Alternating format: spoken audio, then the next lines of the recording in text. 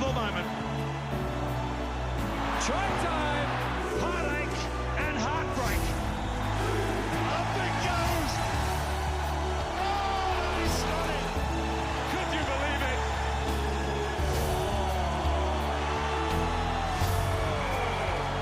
It's over. That is it. Australia have won.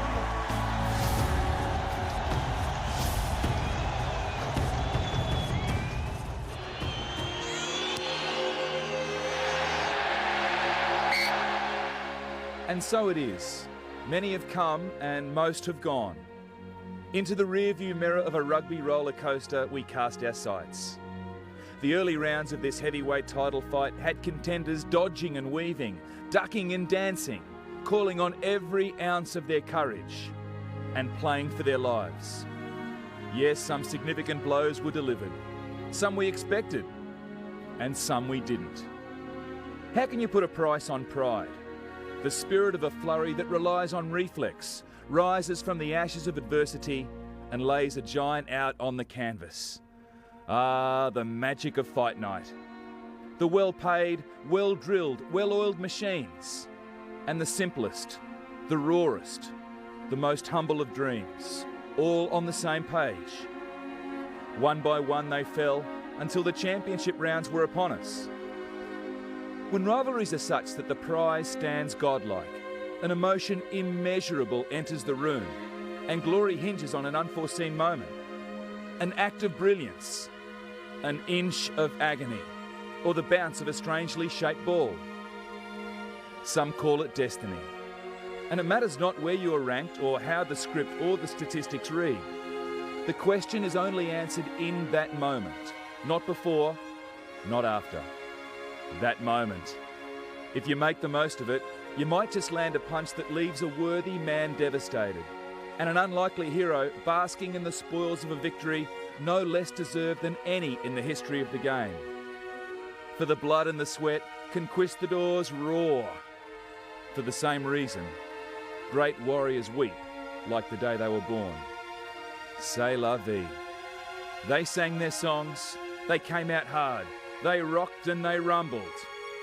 And then there were two, in the white corner and the green, from separate places, so different for so many reasons, but when the bell rings in the big one, so much the same. Eyeing the prize, the only thing that matters in the final round. Two heavyweight title contenders, dodging and weaving, ducking and dancing, calling on every ounce of their courage and playing for their lives. Here it comes.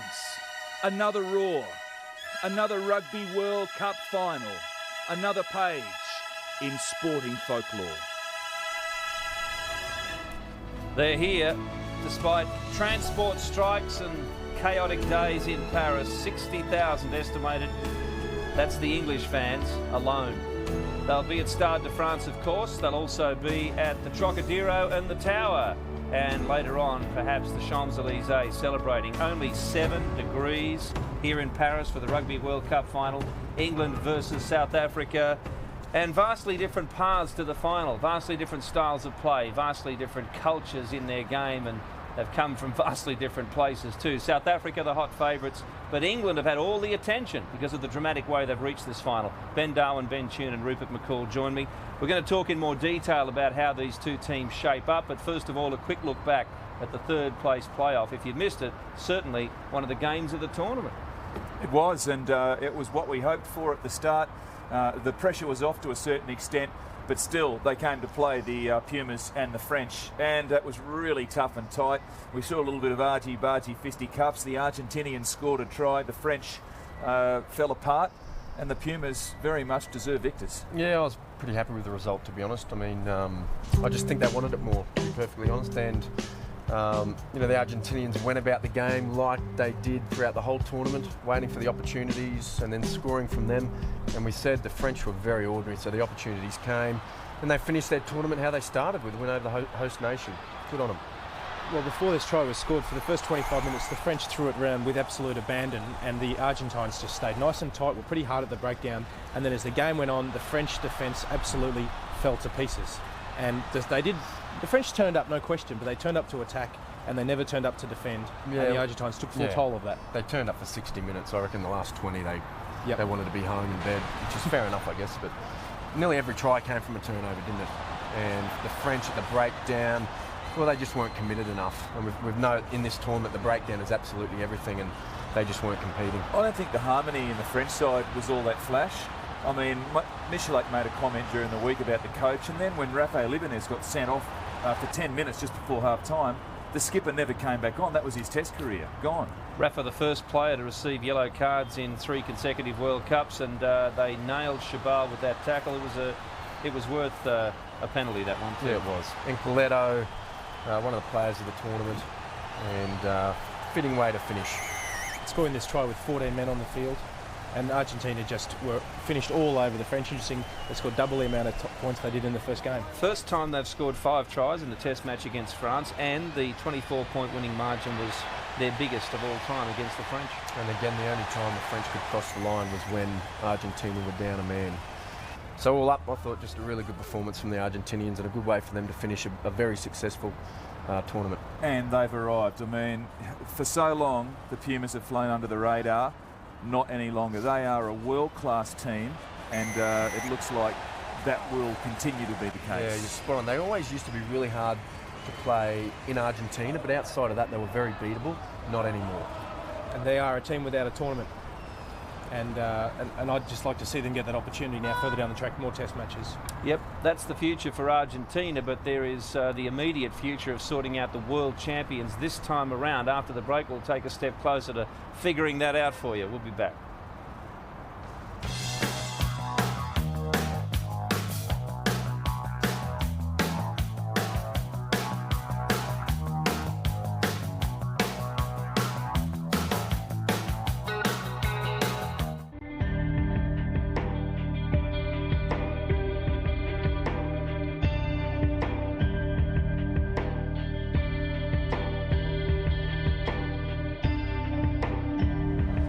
Well, it doesn't matter who you're supporting in this World Cup final. You have to admit 2 things. One, that South Africa have gone pretty much on schedule and they've had a fairly good draw.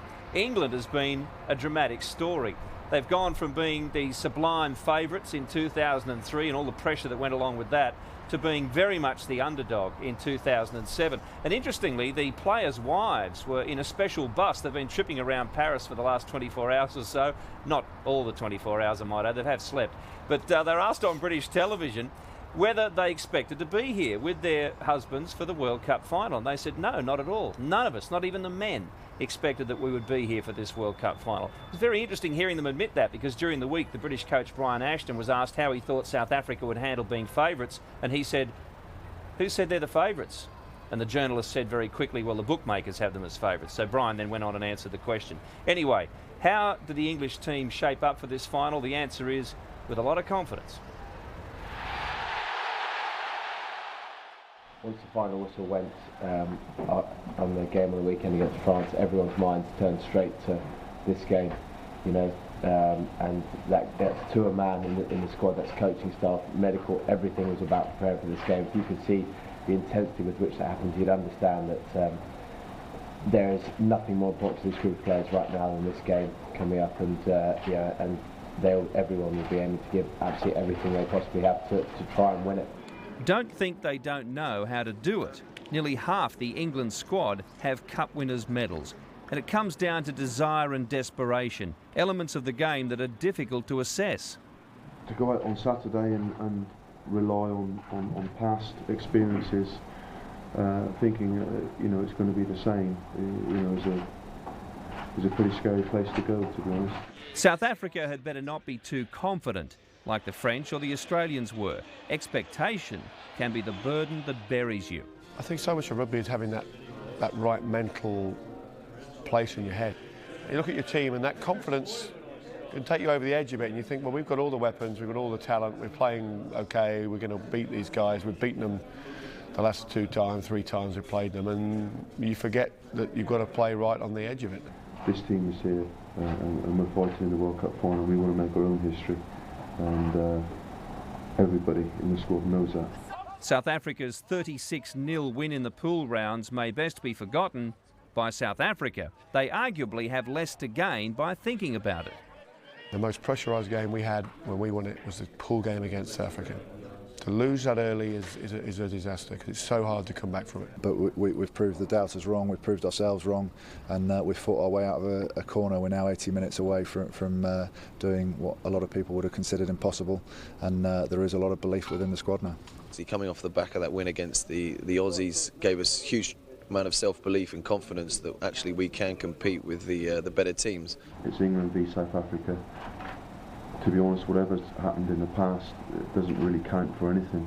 It's a one-off game. South Africa are a fantastic side, and they've proven that. I know the players have got the strength of character. That's why a lot of them are here. But also a lot of ability, and I mentioned this earlier on in the week, or last week, that people haven't talked about. There is a massive amount of footballing ability and rugby playing ability within this squad. That's not to say England disrespects South Africa. In fact, the players seem to be feeding off the Springboks' reputation. Praise becomes fuel for their most successful tactic of this tournament. Grind your opponent into self-doubt. To know what true Test match rugby is about, you've got to play against South Africa, because it is, probably one of the most physical games of rugby you'll ever face.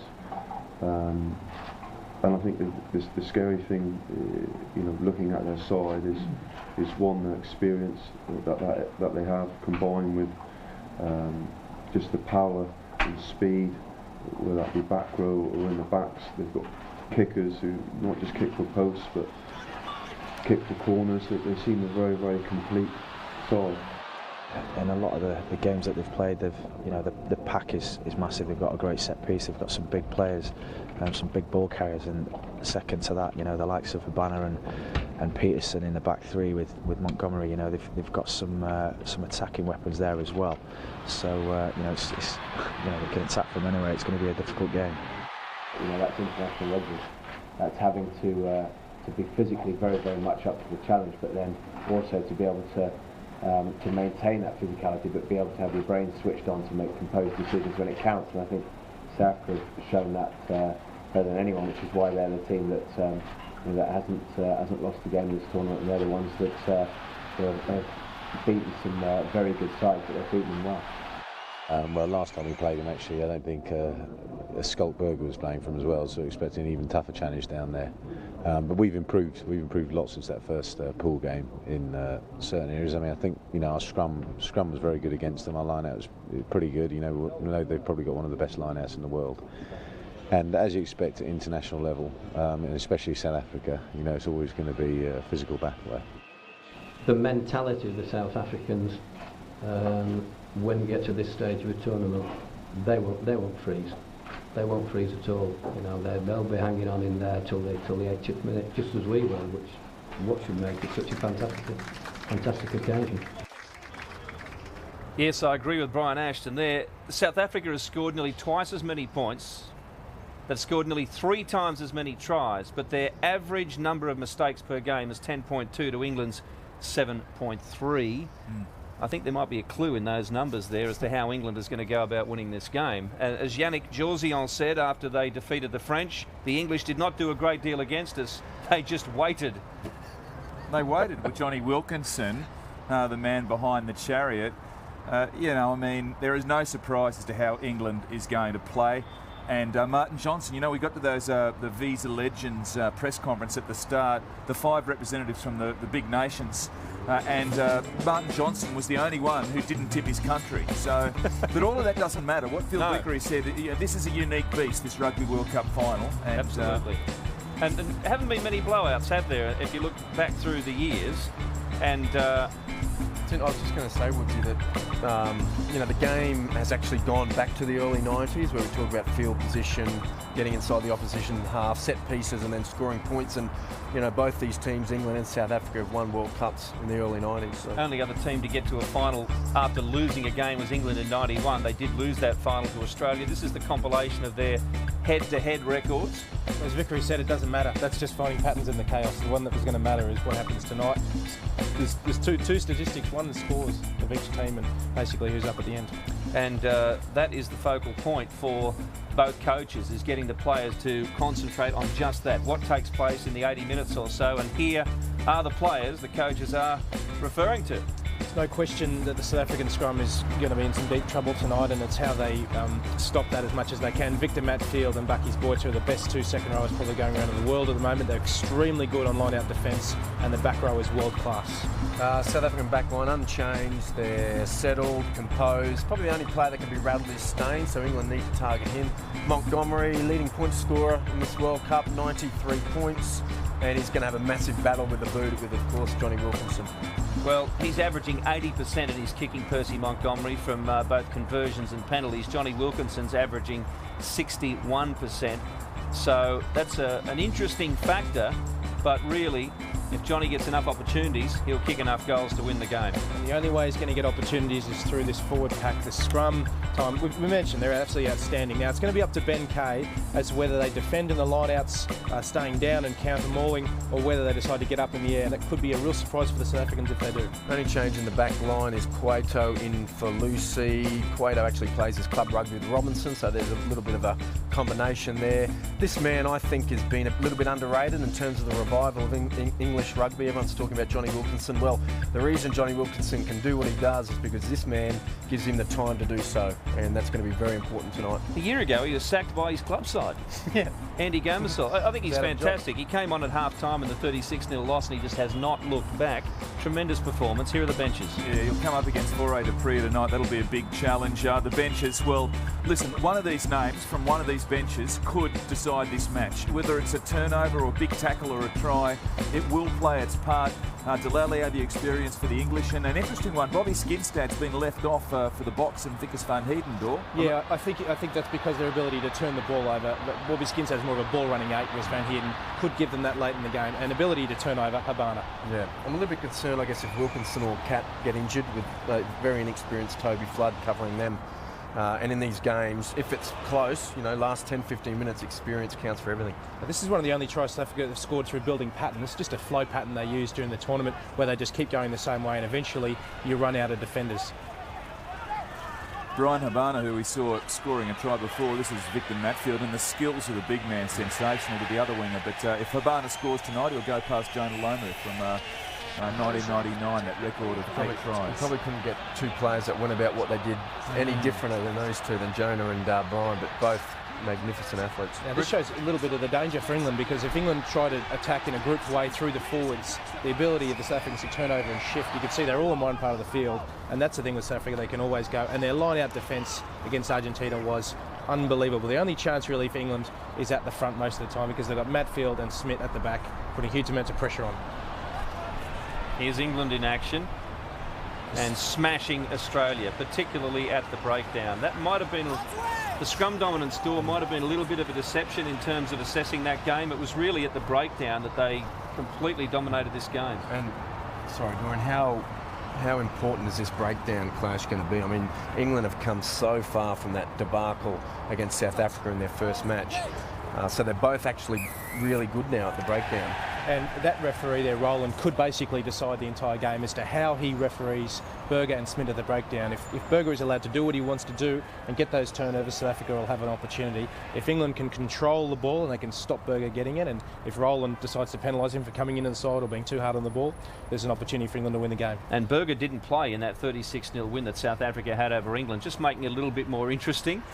Johnny Wilkinson, well, despite the great performance of the England forwards, and he is the talk of the town, particularly with the fringe coverage of this World Cup. And you can imagine we've been watching a little bit of British television while we've been here in Paris. It's not far away from us, and they have gone massive on the World Cup after virtually ignoring it just a few weeks ago. And it's all Johnny.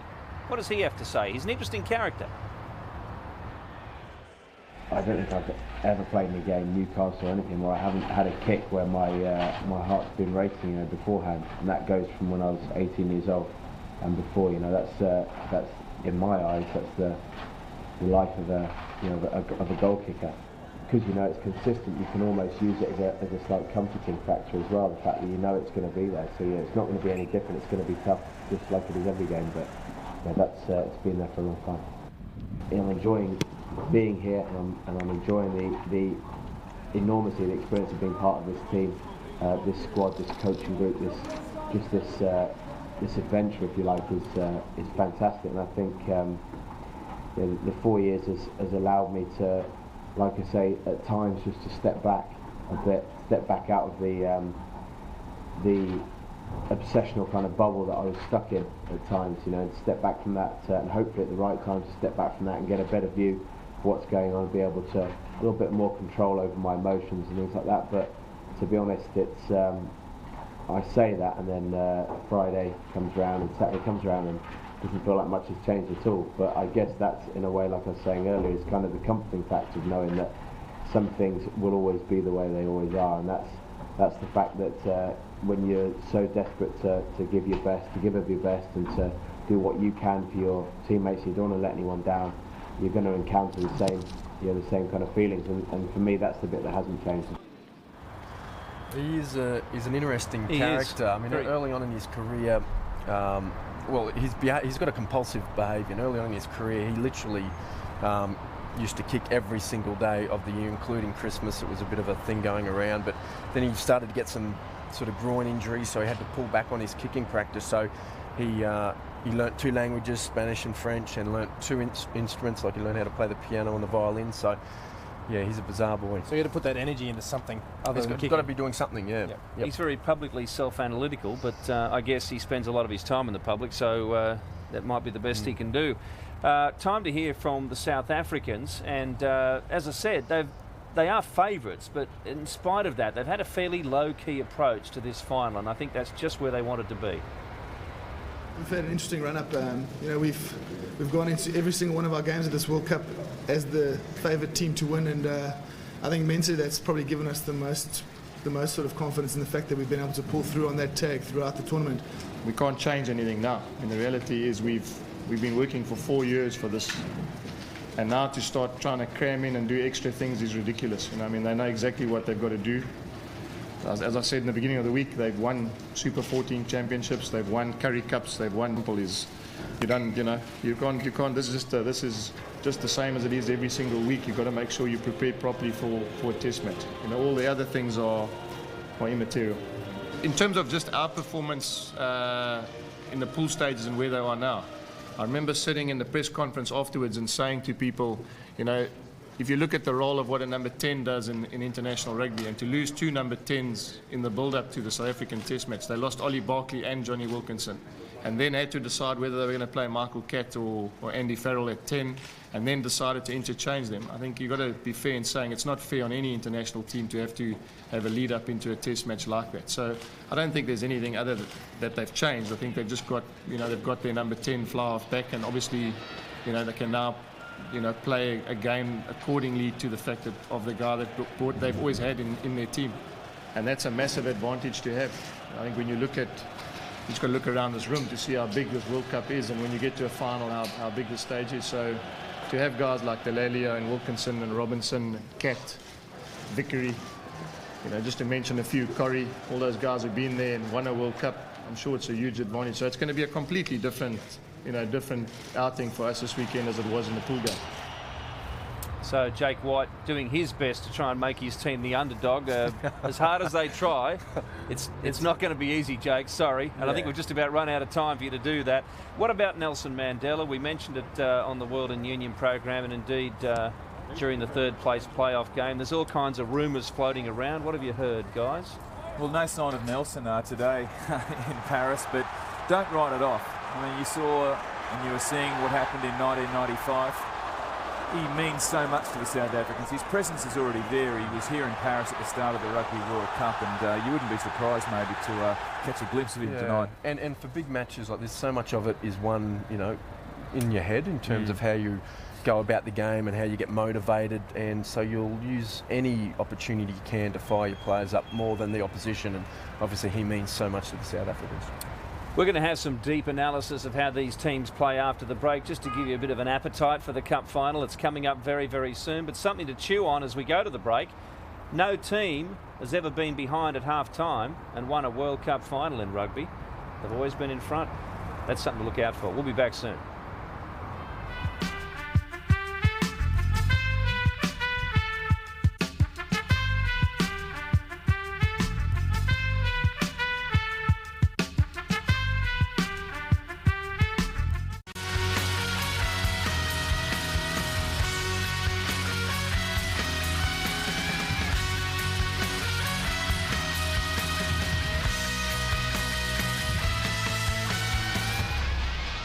Well, they've sold out of England World Cup replica shirts in England, and that's a pretty amazing feat considering everyone's got involved in this World Cup final.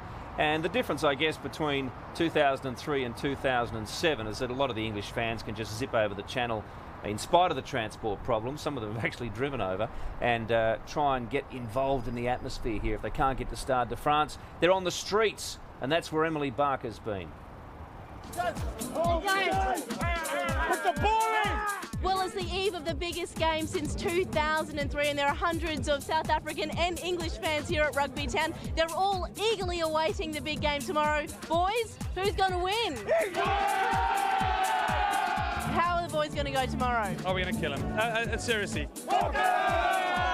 Only England could ever be the most written off world champions in the world ever, and yet still retain the World Cup as the first team ever. They have no backline, they have no skill. You know, Jason Robinson, the first knock is on a stretcher. I think we're going to kill him brutally. What about Johnny? Johnny. You know, is Johnny the man? Hey, he's not a bad player, is he? I prefer him on our side than theirs, that's for sure. So Nelson Mandela, how do you think the boys are going to go tomorrow? I know that England will be losing tomorrow night. England will be losing? Absolutely. Rugby's a unifying game, that's it. Whether they're with the enemy or not, they're our mates. We all have the same passion, rugby. So you think they will go back to back? Oh yeah, of course. I mean, Australia never did it.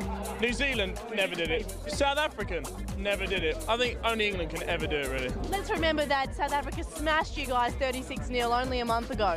Yeah, but look, since that then was a month ago. A month ago is a long time. Doesn't matter who wins, who loses, we'll have a good time.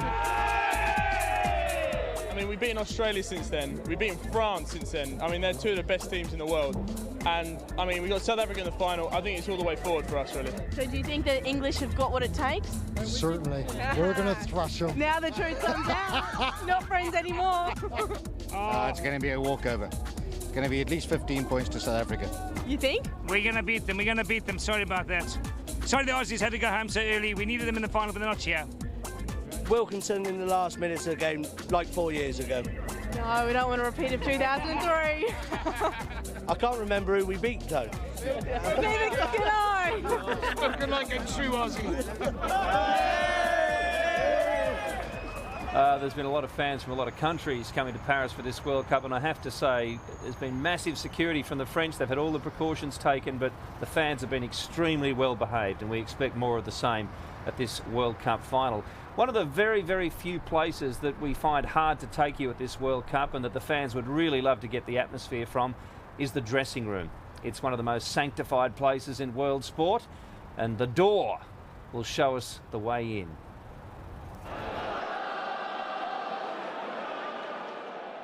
This is Stade de France. There's going to be 80,000 plus people here on Saturday night, and this is going to be absolutely rocking. And I can tell you, by standing here, she's a pretty big house. It's going to be the World Cup final between South Africa and England, the one important game left for the year. And we're going to go and show you something you probably haven't seen before inside the change rooms to show you what it's probably going to be like for the players on Saturday night.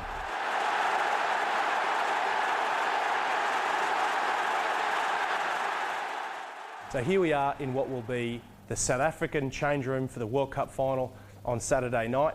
It's actually set up for a tour right now, so tour groups will come through, but on Saturday night, 1 through to 22 will be up on the hooks, and the guys will get together before they play the game. Now, game day, you catch a bus. It's very quiet on the bus, not much is said. All your details been covered the night before. You come into a room like this, you put your bag down, you get together as a group, you maybe have one more chat with the coach, you then go off, you get yourself strapped, maybe head tape, thumb tape, ankles, you have a bit of a massage, then you get together and you go in and you have a bit of a stretch. The beauty about a room like this is it's nice and big, so you've got nice high ceilings, you can run through some of your lineouts, you never want to let your opposition see the formations you're going to run in the game. It's nice because the floors are rubberised, so you can come in here with studs on. Guys will have their stretchers. Now if it's going to rain heavily, sometimes they'll do everything in here, but normally game day, you'll go out onto the field after you've been in here.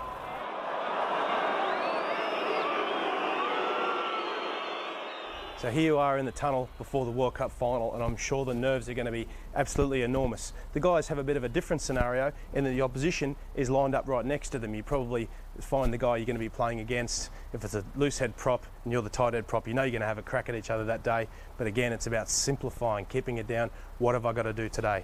Then when it's time, you run out into the tunnel and you look up and you look up, and all you can see is people. And it's even louder than sitting in the grandstands because the noise comes right down, starts to shake your chest, you start to reverberate, the ground starts thumping, and you think to yourself, I've just got to get back on board and be ready for this game. What's my first job when it's time for kickoffs?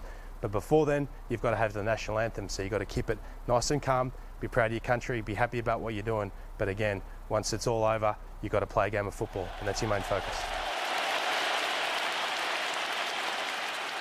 Halftime whistle's just gone. You're a bundle of emotion and energy and aggression. You've got to calm things down. It's time to take in information. Now, it doesn't matter whether you're down or up. It's all about problem solving at halftime. So you come into this room and you split yourself off into two. The forwards might sit down over here, the backs will sit here. Now, within the forwards, that's the only meeting I've ever been in. You sit down, first things first, you talk about the scrum. So the captain of the scrum will fix problems there. It's normally the hooker.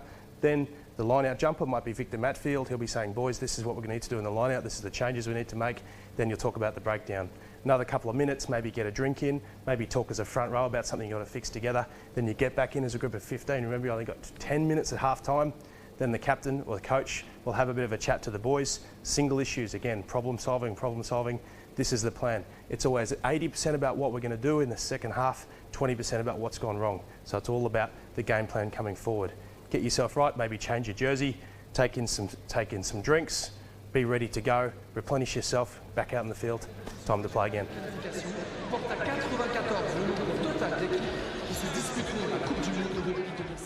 Here we are in the shower room. Something not particularly common, a big bath. It's a bit of an English thing. They like taking baths together. Sometimes they don't even change the water. 2002 in the shower room in Christchurch, it was about -5 outside, and they didn't even give us any hot water. They hadn't opened it up yet, so that was pretty difficult. Now, hardest part of the day is when they fill this baby up with about 30 bags of ice, and then you fill it with water. You've got to get in up to your neck, and it's pretty uncomfortable, lots of screaming. You jump into the hot water, back into the cold water again, and it's not a lot of fun. What it does is it wakes up your central nervous system and stops a lot of the bruising that you'll accumulate during a game. Then after that, you go in and you'll get yourself a massage, get any injuries attended to, and then get yourself dressed for the post-match functions. There's only 2 different types of change rooms after a big game of footy, and this is the big daddy of all football games, the World Cup final. And for South Africa, if they get up on Saturday night, there's going to be a huge amount of hoopla in this room. Everyone crying and the emotion and the hugging.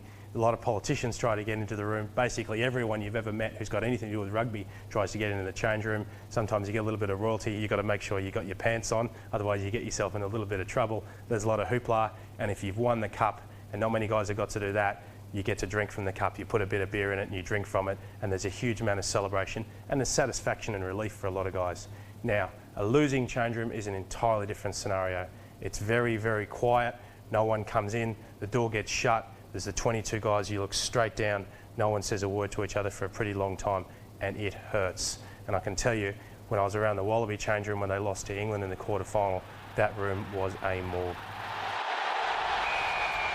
An insight there into the world of professional rugby with the Door, who'll be back in about 2 seconds with his analysis. Interesting, both coaches have told their teams that because it's a 9 p.m. kickoff Paris time, they needed to have a late night the night before, not too late, not on the Terps, but just go to bed fairly late, get up rather late, so get plenty of sleep, have a nice meal, and then graduate your way and get into your own space before the final. Peter Richards, incidentally, has admitted that he has a big feed of baked beans in the morning after that sleep in, so keep an eye out for that tonight if he gets on the field. Now, knock knock.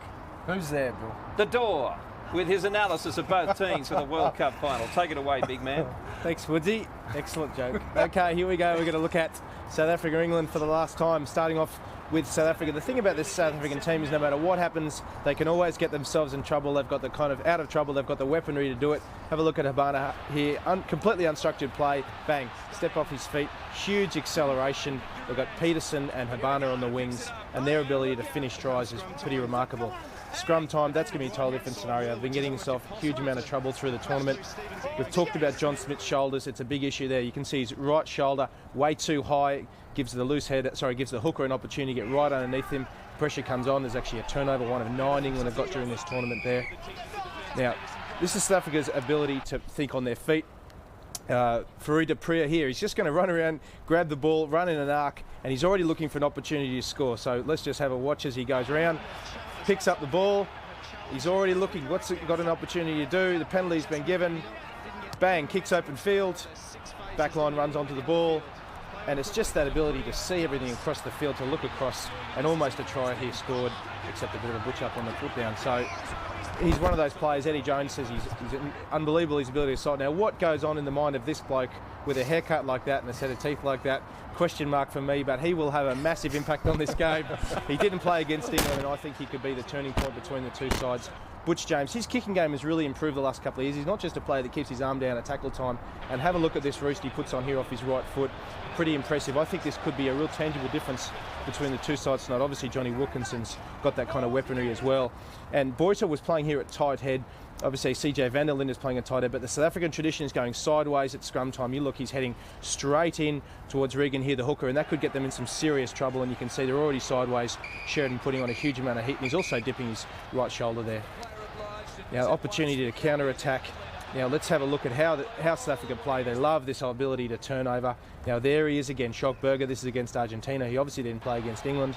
Have a look as he comes in on the ball, arm around, and he's either going to fall or he's going to turn it over. He's turned it over, and this, again, this ability of South Africa to look up, seek the opportunity, and shift. They've got a different 10, first receiver on this occasion. Look who's over there, Brian Habana. Again, the D-line of the Argentines is fairly tight because they were on attack. Long pass. Draw the pass, and gone. Unfortunately, Roncero here tries to pull back Habana, but that acceleration that he gets, we talk about how he's actually a bit of a sprinter. Every time he looks for his acceleration, he puts his head down and he goes. And I just think they're just going to have a little bit of a weaponry as far as that's concerned. And again, Schockberger. Now, this is off turnover. This is South African kill you. I just want you to watch the way he realigns here off the turnover. So he sees this opportunity. So often a 6 becomes a link man. There he goes, turns, takes the pass and shifts again. And that ability to finish is what makes the South African side so fantastic. It really could be the point of difference between the two sides. If England control the ball, though, they've got a great opportunity. Now, South Africa, they like defending at back and middle. They've got Smith jumping at the back, and they've got Matfield. And so whenever England are going to go for this chance, and back ball, we've always talked about, is the best ball because it gives 10 great opportunity with momentum. And we see Boyta is there on his own. He only gets lifted from the front or sometimes just on the rear. So he's just going to straight jump, and there again, turning the ball over. Long kick by Montgomery. Habana on the chase through. Now, this is actually looking at England. Now, Robinson is the one thing that South Africa can't control, and his ability to catch. Here he goes on the quick mark, and then just shifting. His ability to step is what we're going to talk about in a second, but his incredible pace, those jet shoes of his, and the ability, particularly the first 20 metres, is incredible. I want you to watch the way he steps here. A lot of guys step on an angle. As soon as he comes to him, and he basically just steps sideways. He actually jumps, takes a little jump, which gets the defender actually planting their feet. And once you do that with his acceleration, that's when no one gets a hand on him. Habana does the same thing, does a little jump.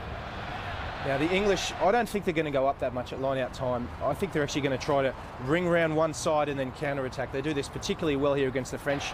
But against the French, they didn't jump against 5-mans whatsoever, and the South Africans use a fair amount of 5-mans. But just look at the way they turn and isolate, and look at these guys counter-mauling and push down everything. They know the South Africans have a fantastic line-out. So again, if they do go up, it'll be a big surprise. The English, their defensive line-out can be a little bit weak. You can see they've got a halfback here who's drifting in and out, and they're not sure, and they're going to give South Africa a good opportunity on 7-man. They're defending there at 4, and they're going to give France an opportunity here. But again, South Africa tonight, an opportunity to win ball at the top, and it gives you a huge amount of momentum in terms of going forward. This is England just hitting 10. Shifting wide. They've got lots and lots of opportunity out wide, but if you put a prop out there, that's what's going to happen. Now, this is what's going through his mind. I've just dropped the ball. I've got to think of an injury. So big question mark. I've got an idea. I've just torn my hamstring, and so he starts to hobble, and there he goes. That's what props do. Speaking from experience, Bill. That's it.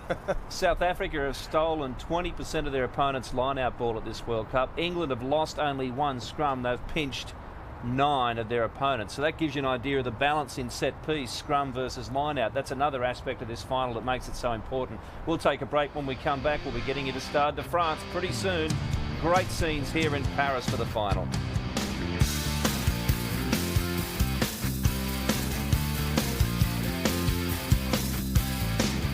Come around to my way. England had won a record 7 tests in a row against South Africa up to November 2006. And it was around that time that Brian Ashton took control of the England side. Since then, South Africa has beaten England on all 4 occasions, scoring 174 points to England's 46. That means absolutely nothing to the man you're about to hear from, the England coach. Brian, how do you prepare for the final of the Rugby World Cup? Same as we prepared for the last 2 games we've played. You know, we've had a pretty quiet week. Players at this stage of a tournament, not only physically tired, but mentally tired as well. And it's really, really important, I think, to get the right amount of work in, but also the right amount of rest and recovery. And that's what we've worked pretty hard to do this week. You've been through thick and thin, obviously, throughout, as everybody knows. But you're here, you're in the final. What drives this England team? Pride, I think. You know, pride in their own performance, pride in themselves, not only as rugby players, but as men. Pride in one another and pride in representing the country. And for the final, everybody's motivated. There's still that belief right through until the very end. Well, there's got to be massive belief in the side now. They were talking about it themselves last night, and, you know, I've got total confidence that these guys will give it their best shot this evening. Well, we wish you the best of luck. Thank you very much. Thank you. Thanks. We've talked about the difference in styles, how England really needs this to be tight. They need to stay close and put that doubt in South Africa's mind. Well, don't forget, when South Africa won the World Cup in '95, they did it without scoring a try. They know how to grind out a victory as well. Here's Jake White. Jake, South Africa have looked very composed right through the tournament. Are their nerves starting to get in there now for the final? Yeah, I mean, it's always going to be a massive occasion, isn't it? You know, and how do you prepare for it? I mean, it's an amazing thing to be part of, and you know, maybe this group will never ever get that chance again. So I'm hoping that you know, it's the less we speak now and the more we get into it and play, the better it's going to be for all of us. Regarding preparations this week, how have they gone? Yeah, they've been good. I mean, you know, I just can compliment our medical staff and our conditioning staff. We've got 30 guys fit and healthy. You know, everyone's rearing to go, and I mean, that's a position you want to be in. You know, you've had 6 weeks of competition. We've had a, you know, Tri-Nation Series, a Super 14 campaign, and to get here, you know, and have the best possible team you can field, everyone available, everyone ready, and as I said, I mean, I think now it's no more time for talking. It's about getting on the field and getting done, you know, getting done with the job. Just one last question: are you worried about a certain Johnny? Yeah, you know, I mean, he is a great talent, and he has turned the whole England setup around, and you know, you got to respect that. But at the same time, you know, there's 15 guys on the field, and we're just going to make sure that we got the best 15 this evening. Thanks so much, Jake, and good luck for this final. Thank you very much. Well, Jake White said it best. The time for talk really now is only up to your commentary team. Rupert McCall, Ben Darwin and Ben Tune. Thanks, Woodsy. 43 days. 47 games, 296 tries from all corners of the globe they came. And it comes down to this. The 6th Rugby World Cup final, playing for that, the William Webb Ellis Cup. A clash of 2 hemispheres. The 1995 champion South Africa. And looking to go back to back for the first time in history. England, one way or another, that will be made. Ben Darwin and Ben Tune. Early thoughts on this match? Well, look, with 4 years of planning, 4 years of preparing, comes down to one 80-minute performance, and no matter which side of the ledge you're on, this is a game you'll never forget. If you win it, it can define your career. You can hang your hat on it. It's something that can never be taken away from you. And if you lose the game, well, then it's something I guess you have to live with for the rest of your career, and obviously you have to wait another 4 years to have another crack. So England have won the first victory, if you could call it that. They've won the toss, and their skipper Phil Vickery will have elected whether to kick or in which direction his team will run. So much will come down to the scrums, Ben Darwin. It will. The rest of the field, though, the rest of the game, we have just simply no idea. We have no idea what this game is going to come down to. It could come down to one player's ability to defend at a certain time, one player's ability to step, one player's ability to kick. Let's find out. 2 very proud rugby nations. l'Angleterre et l'Afrique du Sud interprétés par la garde républicaine et le chœur de l'armée française. Ladies and gentlemen, the national anthems of England and South Africa, performed by the Republican Guard and the French Army Choir.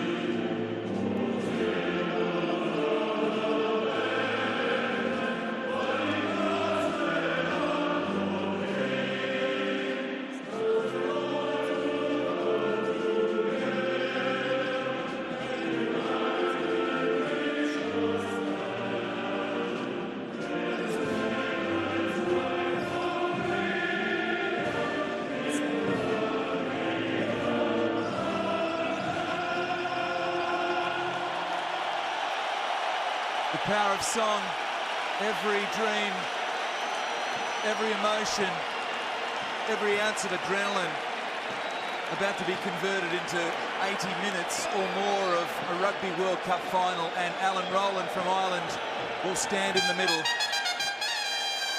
Well, the anthems in some regard, depending how you approach them, can be your best friend or your worst enemy. It's how you harness that emotion and that energy and that intensity and convert that when it really matters, and that's when the whistle gets blown. Both these sides been together now for a number of times, so they're pretty settled, very composed. Should be a cracking final. Joel Judge and Paul Honus will hold the flags on the touchlines. Stu Dickinson, an Australian flavour, in the television match official box. And that sweet chariot will be swinging all match. And the English will dominate this crowd, no question, their ability to get over a short trip from London. Alan Rowland, how he referees this game could have a massive impact.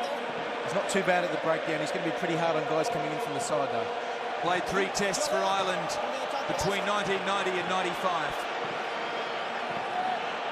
Okay, just wait for the band to come off, okay? Now his greatest moment as a referee, the 2007 Rugby World Cup final.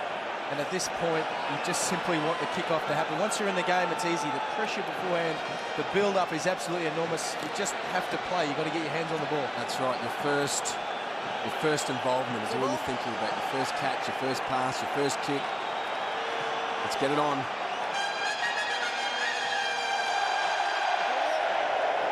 No.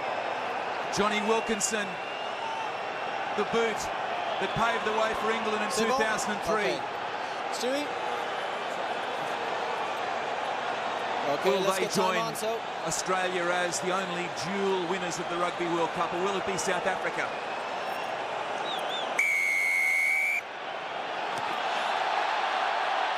And it is the boot of Wilkinson that gets us underway. Berger makes the first catch and crashes into the defence. South Africa on the boot of Butch James, an early touch finder. This will be the classic settling period. Probably lasts for about 10 minutes, both sides. Becomes a little bit of a game of chess. Won't be trying anything too adventurous. Just trying to work each other out. So there it is. The first line out of the match, and South Africa spoil so well, but then spoil it for themselves with a knock-on. It's literally the worst result they could have got, because they now have to face the English scrum. So England early going for a 5-man. And it was a lazy pass. Great work from the line out. Gee, this would annoy me if I was a forward. Oh, we're not going to get to see it, but I don't know which back it was trying this out this sort of backdoor flick pass. Two you got in. It's okay. So we saw in that first line out an indication of things to come, quite possibly. What are we going to see here in this scrum? Well, the important part is going to come when South Africa has the ball. This is England's scrum. They'll win this easily, as they do. Berger breaking there early. Use it, Andy. And Gomersall uses it. The pass to Cat, back inside towards the traffic. It was a powerful scrum from the English. Lewis Moody has made such a difference at the breakdown for England. The ball there now for Easter, who picks it up and ploughs his way straight through the middle. Gomersall to the blind. Wilkinson takes it on himself.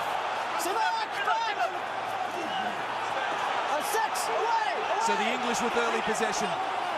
It's pretty obvious the English have to control this ball for long periods of time, and it looks like they've turned it over.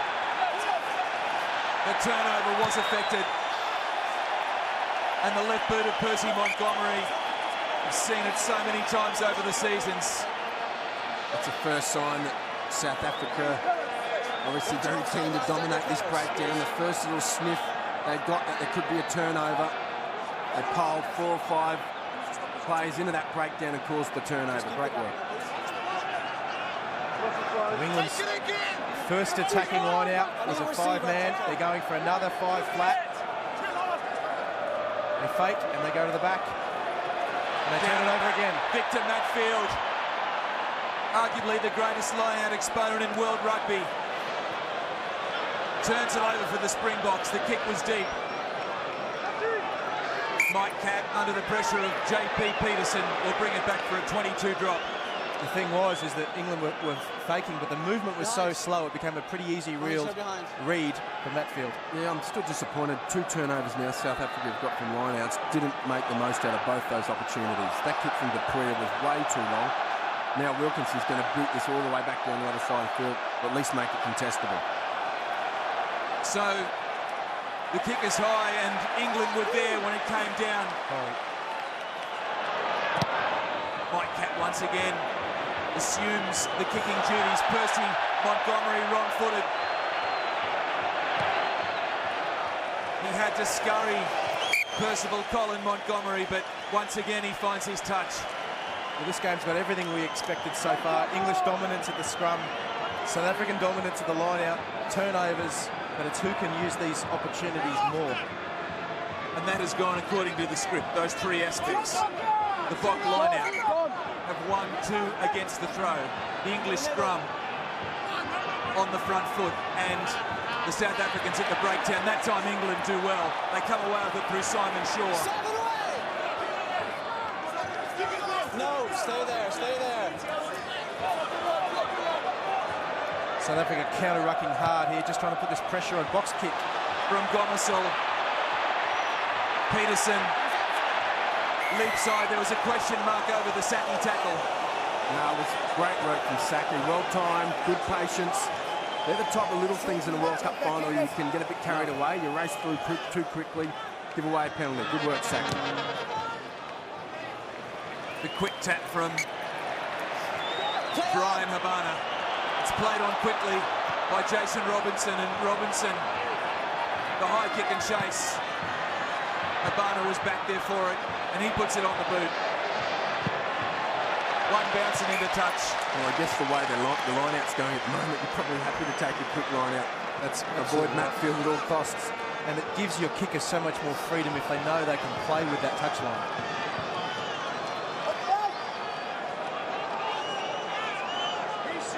So the sorting out period in this Rugby World Cup final. Habana pulled up a little sharply there. Receiver. Matfield just running this D line out as best he can, constantly moving. Good win to England, set up for driving maul. Simon Shaw. Back-to-back lineouts for England. That will restore their confidence. The Springboks. The counter maul from them. No feet. Stay back. Back behind the ball for. Andy Gomersall and Wilkinson, the combination to young Matthew Tate. Tate slipped over. And the penalty to the Springboks. What is Tate doing running it inside his own 22 with 6 minutes in a World Cup final? I'm aware where he is. Just listen to Rollins. The thing you need to do in a final is you play to your strengths. You never change a game plan. England would have learnt that in 1991. They tried to run the ball against Australia. Just a bit more, Phil. So the Newcastle Falcons teammate of Johnny Wilkinson, Matthew Tate, the nerves of his first Rugby World Cup final. Can you make sure I will get that out of the way. The Springboks capitalise. John, make a conscious effort for your fellas at the breakdown to stay on their feet, okay? Just make sure they stay on.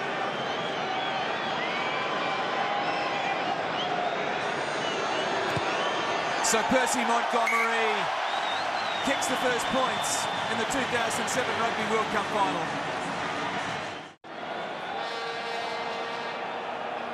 So Johnny Wilkinson just having a word in the ear of young Matthew Tate.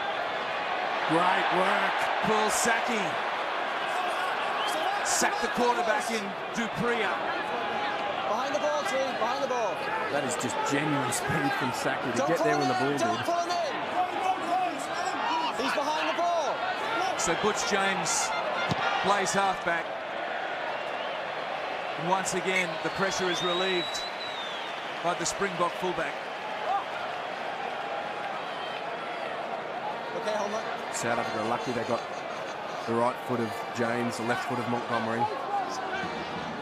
Extremely useful. I guess England had the same. They just, both those feet belong to the same person, Wilkinson.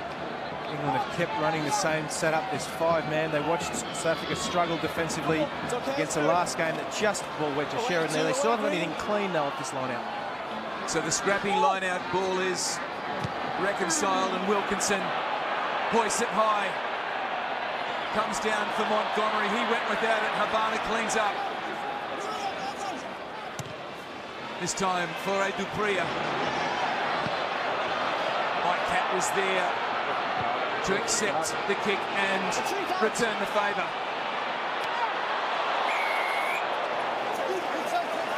Victor Matfield, the big second rower, all the skills. That kick was touched. It's play on, and the big ox, Oz Durant. Well, laziness is rewarded yet again for Props. He's just standing upfield. The touch comes through, and there he is. What a great opportunity for him. Put enough pressure on so that South Africa get this ball. Playing in his 16th Rugby World Cup match, that's a record. The oldest player for South Africa. Oz Durant will be his last, the Ox. And I think this is South African ball, and this is where the pressure is going to come on. We talk about the dominant South African line-out, the dominant English scrum. Hit hard. England get the right side up, though.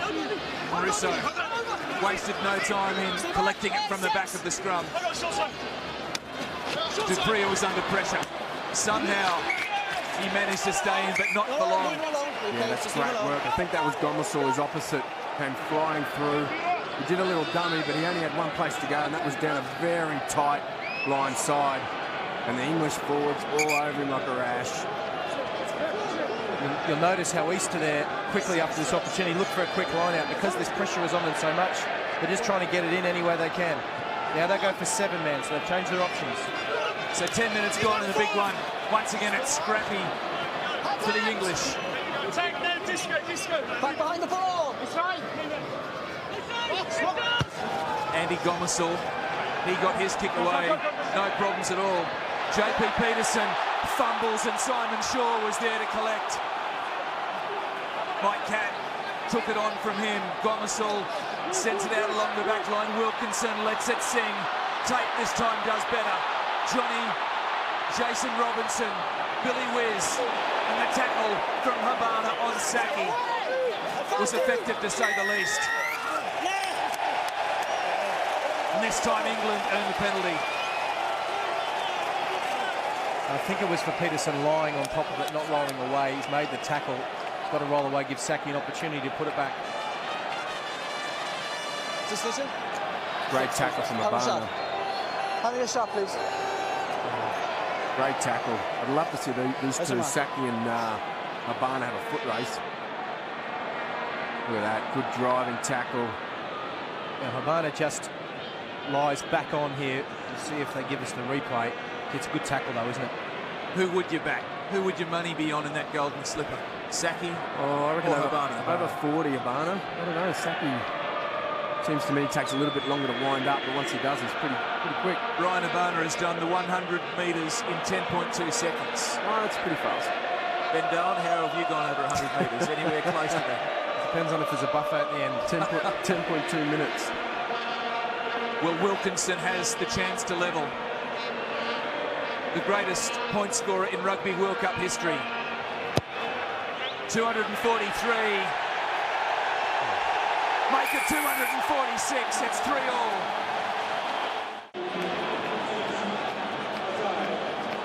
So the scores are level at Stade de France. Butch James lets it go once again, and Habana is flying on Saki. Everything hit back. So a great rivalry brewing there on the wing. Well, that may indicate they're both about the same speed because they got there at the same time. So Mike Catt in the halfback role. He tried the box kick. Plenty of English forwards there when it came down. The ball rolls into touch.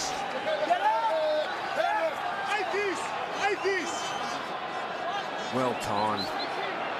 Great work, Habana. We saw Saki do that only a couple of minutes ago. Don't follow it into.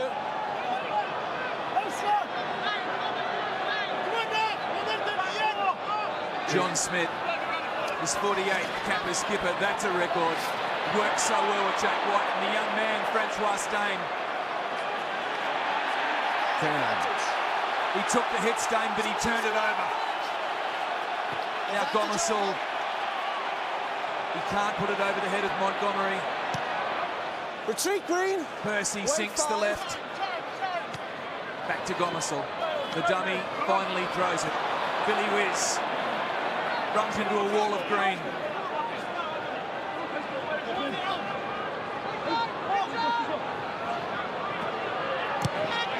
Wilkinson this time.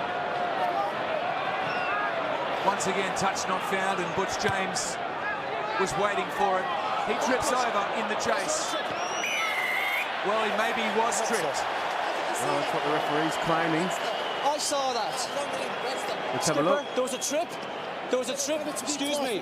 There was a trip. I didn't see it. There was a trip. It was a sneaky little one. Lewis Moody. Yeah. Slight of foot. Shot, please. It's pretty impressive by the ref to see it. That is very good. We mentioned before that turnover that England got, Francois Steyn. He's the type of player that can be rattled. He's got a little bit of Michelak about him in terms of he can be very, very, very good or pretty ordinary. And Wilkinson put a good shot on him in defence, caused the turnover. The English, that's one person I reckon the English will really be targeting tonight. So Percy Montgomery, the rock at the back of the South African pack, and the rock with the left boot. The Springboks are up 6-3.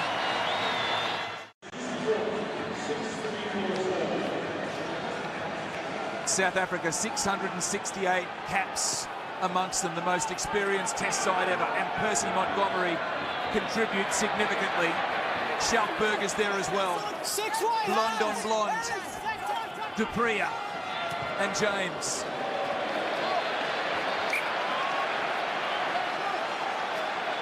$15 gone, and another line-out that may test the English. The English have had 9 line-outs, South Africa 1. They got one cleanly. It's turning into such a battle. England have started to win some ball, but it's about referred pressure. Sometimes you'll win it, but you'll win it in the wrong place.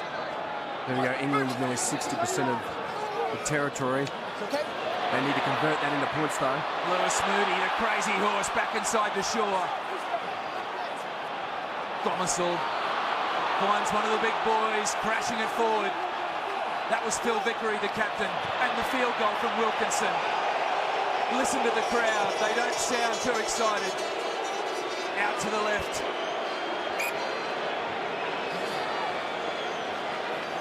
Well, it was definitely in range for him. I don't know if it was the right option. It wasn't particularly slow ball, or I thought he could have probably waited for another couple of phases before having a crack at that.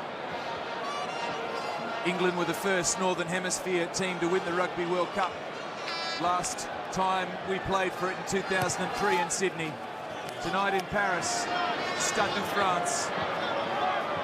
Many thousands of spectators here, many millions around the world watch Jason Robinson. The midfield bomb, Percy Montgomery, his opposite number, did well. Dupria has a go himself, and he's strong. The flick pass to no one.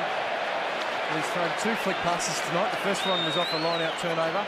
It went nowhere. Second one. You've got to play the percentages. He did everything right up until that point. Good vision, good little dart. Got him behind the defence, and then wrecks the opportunity by just trying to push the pass. And he has been the Form 9 of this tournament. No question. He's finished this time as the world's best halfback. Well, we've seen some wonderful number 9s in this tournament. Augustine Pichot last night for the Pumas. Moses Rauluni for the Fijians. Dupria will play a big part tonight. Nick Easter barrels it forward, gets up and goes again. He's not held. Sit back. Bucky's boy to make the tackle. Gomersall and Wilkinson once again. The combination, the kick. JP, Cat and Johnny were there to meet him. Great friends that they are, Mike Cat and Johnny Wilkinson. They play in another Rugby World Cup final. Well done, boys. From the kick. Well, I've got to tell you, I'm quite surprised England are really starting to hit their targets. That line-out time, South Africa have been able to win this ball off ruck. England must have worked on their line-out enormously this week. And here's the funny thing, it's only the second scrum of the game. Sometimes it becomes a big issue, like as it did against Australia. Tonight, so far, not much. Durant, Smith and van der Linde. Third scrum, sorry. Head-to-head with Sheridan, Regan and Vickery. The big packs lend their weight behind, and Alan Rowland wants to see it again. Van der Linde again just loves going straight in towards the hooker. Come on, please. Please. Thank you. Crouch. Touch. Pause. Engage. Stay on. 6. Well, the pressure, you could see it there from the English. Rousseau to Dupria, and the kick straight downfield. Robinson. I thought he might have a run, but he puts it in the air, and Dupria was there. Montgomery. Wait there, 13. Big spiral, and Mike Cat, a man of great experience, born in South Africa. Port Elizabeth. Once again, Saki was there to meet Montgomery. Put the whistle. And the mark duly paid. Please, 10. CJ van der Linde must have been watching this French scrummage, how they did so well last week. He's controlling Sheridan quite well. He's really dropping the height nicely. Well, I think there was a bit of a miss whistle there from Alan Roll. He went to blow it, no sound. Even the referees get a bit nervous. Play on's the cry though. And the pass to Matthew Tuck. He'd gone back inside looking for another pass. So communication breaks down with the English. Corrie just passing to no one there. It's very important with your communication from behind. You say exactly where you are. It's not just call for the ball. It's a bit early to tell, but Matt Tate seems a little overwhelmed by the situation. A couple of little mistakes. Plenty of time to make up for it, though. That will be out there, the nerves, the butterflies in the stomach. And Juan Smith, one of the form players for the Box, takes it away from the line-out, makes meters. Bucky's point up. The ultimate antagonist. And the penalty to his side. Boyd just got a free shot on Kay and laid him out. Yeah, it was a decent one. Kay even admitted it and put his hand up as if to say, yeah, good work. Have a look at here. There's K5. Waiting. Bang. If you go for that part of the body, the sternum, it's going to knock the wind out of you a lot of the time. There's nothing Kay can do about it. He's simply lying there and on it comes. And Francois Steyn, this time for the Springboks, he is their long-distance kicker. This one from 49 metres on the angle, make it 50 plus. Kay was the one that hit. Vickery was the one that was penalised for coming in, I think, from on the side of the wall. And the young man, well, he's got the distance, but not the direction. 6-3, the score remains.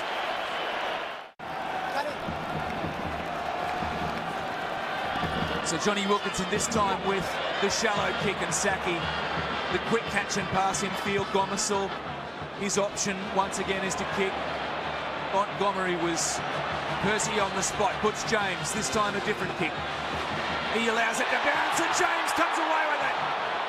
It was perfect for Butch. The Springboks looking for quick ball. Juan Smith, Dupria to the big man, CJ van der Linde, driven back. Maybe a different player was required for South Africa. The fumbles and Juan Smith cleans up out the back for Dupria. Once again, it's Messi. He shuffles it on to JP Peterson. Wilkinson makes the tackle. And didn't release. Well, they're just really struggling to control this breakdown. South Africans, all credit to the English. They are absolutely going bananas at the breakdown. Holding on, 14. I'm going to be thrown out of the union, the front rowers union, but there was 3 handling errors by front rowers in that piece of play, and they all ended up in that turnover right there. Great vision from James. All you want a ball to do is bounce in this situation, and look at that. Perfect bounce. Hit him right in the breadbasket, and he had the skill to effect the catch. But CJ van der Linde was not the outside centre that South Africa needed on that occasion. And then Osdoran tried to play halfback, stuffed that. Unfortunately, Osdoran then got involved again. Made the mistake. The pressure keeps getting referred on. Turnover always comes. So the tackles fairly even, and it reflects the score as well. The Box up by 3 points. 24 minutes gone at Stade de France. 40, 50,000 Englishmen have streamed into Paris. We know that teams are going to battle to get the rolling ball going. Both these teams are very good at separating players and taking it straight to deck in a legal fashion. No, it's not coming from the side. So Bernard Laporte, his coaching career is over for now anyway. He heads to the French government and politics. President Sarkozy is here as well. So England have always going to have ball at 2 in a reasonably clinical fashion, because Boyd is only getting lifted by 1 man. So they can get 2, it's whether they can get the back. Vickery's down. So Phil Vickery, who played in that Rugby World Cup final of 2003, regathers his feet. Spent 2 weeks on the sidelines in this tournament, suspended for kicking. He captains the English tonight. So the English scrum was wheeled, and the defence from South Africa was enormous. Nick Easter driven back in that tackle. There were 3 Boks there. Wilkinson gives another opportunity for his men in white to chase, and Dupria sends it back. Wilkinson's pass is to Robinson. And he his 51st and final test, Jason Robinson. Finds a springbok and another kick. What we perceived to be weaknesses in the set piece, the South African in their scrum, the English in their line-out, have evened out to a certain extent. It's amazing if you focus on enough. The South Africans here sheared the ball across, so it's pretty difficult to a 6 or an 8 to get it to 9, because the pressure comes on immediately from the back row as it did there from One Smith. I'm still surprised the South Africans didn't absolutely flood that breakdown then. A lot of their fatties were in the scrum, so it's pretty hard to get out and get in. So this time the tactic from England was effective, and Ben Kay did the job. Tate shifts it on. That's Nick Easter standing wide. Saki back inside. Once again, Habana met him. The pass to Cat. Cat looks wide, or intercept preyed on, but not taken. Robinson. The pass knocked down from South Africa, but it went back. Victor Matfield lays it back for Dukria. Montgomery, the same tactic, and a favourable bounce for Percy. That's the beauty of having both a left foot kick and a right foot kicker. You find yourself in that position, you can go to Montgomery with a big left foot. Other side of the field, of course, you can then go to James with his right foot. Great desperation from Bucky's Boita. The Robinson pass would have found his winger in space.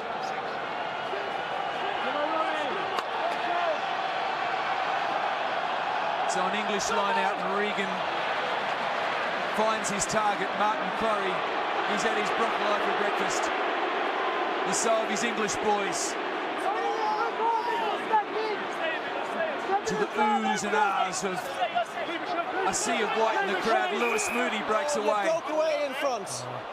You broke away with the ball carrier, must be able to be tackled. When you broke away, you had men in front of the player. Scrum it down, accidental offside. It's the truck and trailer. You can't have men when you engage the defence, and that's exactly what happened there. It's hard because South African drove them towards the line. The English try to realign. The three of them break away on their own. There's no South African defence there. There's 3 men in front, so it's a penalty to South Africa. Sorry, free kick to South Africa. Scrum. I'll get there. So as the scrum prepares to pack down, English player in Mark Cueto making running repairs.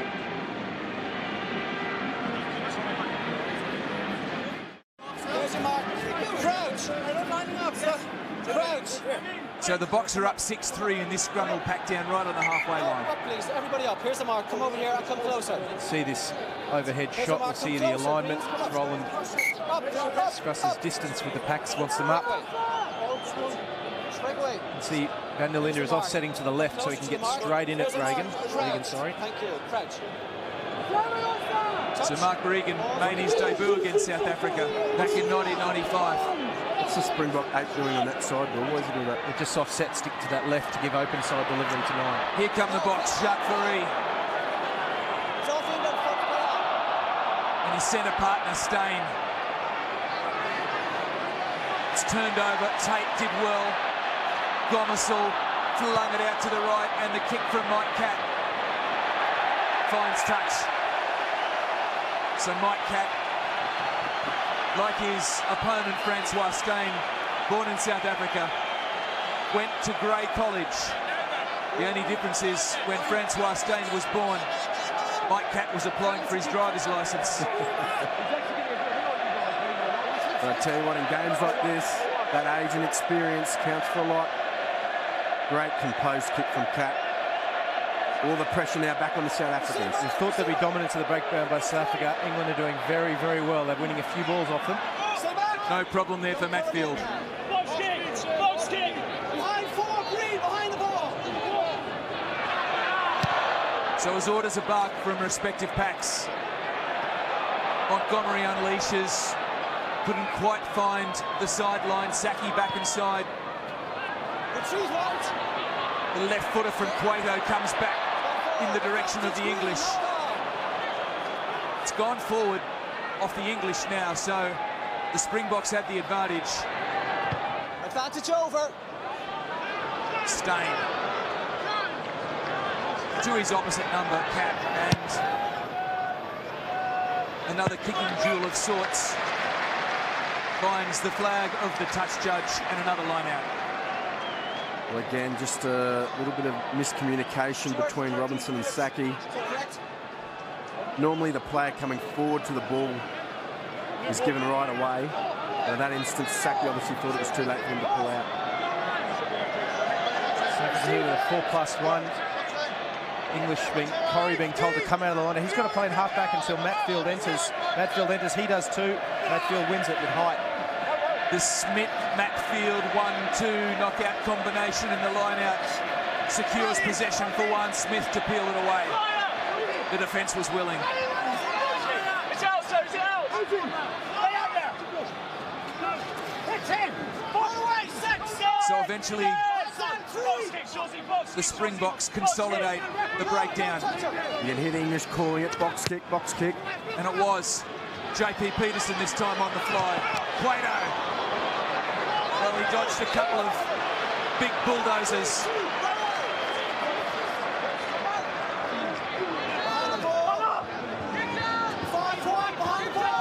Andy Gomersall, he has lent the English so much solidarity and composure, that aspect of their game. And there's Prince Harry looking on. Prince William, his brother, in front.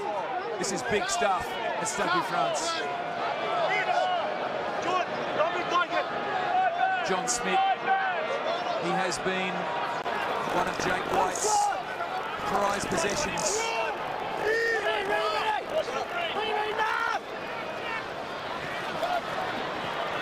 Schaupberg standing off, finding another forward, crashing it into the English defence. Montgomery comes right, but big hit from Martin Corrie. There's plenty of Red Bull in that one. Schaupberger. He missed this clash in the pool stages, suspended. Comes back for the English, they turn it over. Wilkinson, the short pass to Robinson. Tackle was good from Smith. Vickery picks and drives. That's a rock, hands out! Stay there, behind the ball, England. Contact in the ruck at the moment is absolutely vicious. These two forward packs are going at each other.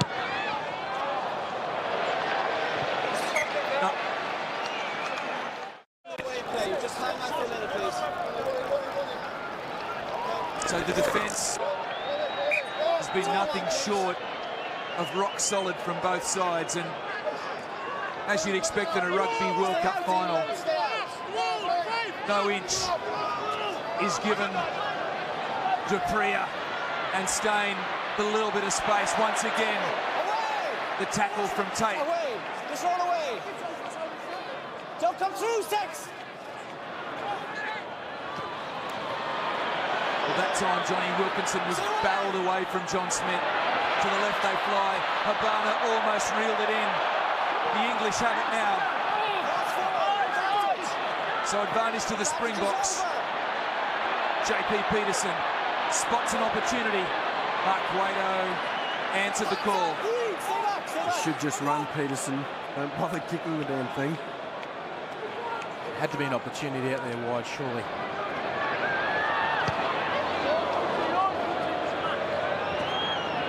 So the kick from Wilkinson was fielded by James, and Montgomery, as he likes to do, puts it on the left. Corrie, he captained the English when Phil Vickery was on the sidelines. Ben Kay, a few of the inspirations that have paved the way for England through the final stages of this tournament.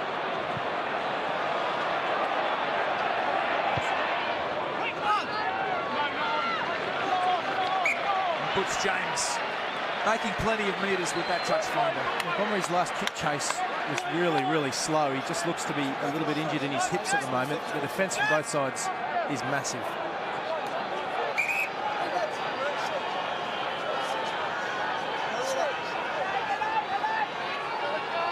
So Martin Corrie and Ben Kay as the South African president. Thabo Mbeki looks on. Here come the Boks. Puts a smile on his face. Steyn breaks one. Back inside, Francois Steyn. He did well, the young man. Dupria to James. JP Peterson steps inside tape. The South Africans with an opportunity. The short pass from Dupree was brilliantly taken by the big Springbok prop.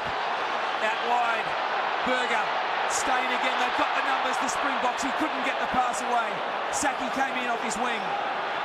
Dupree to the left once again. They stand wide. Rousseau. The pass back inside to Smith.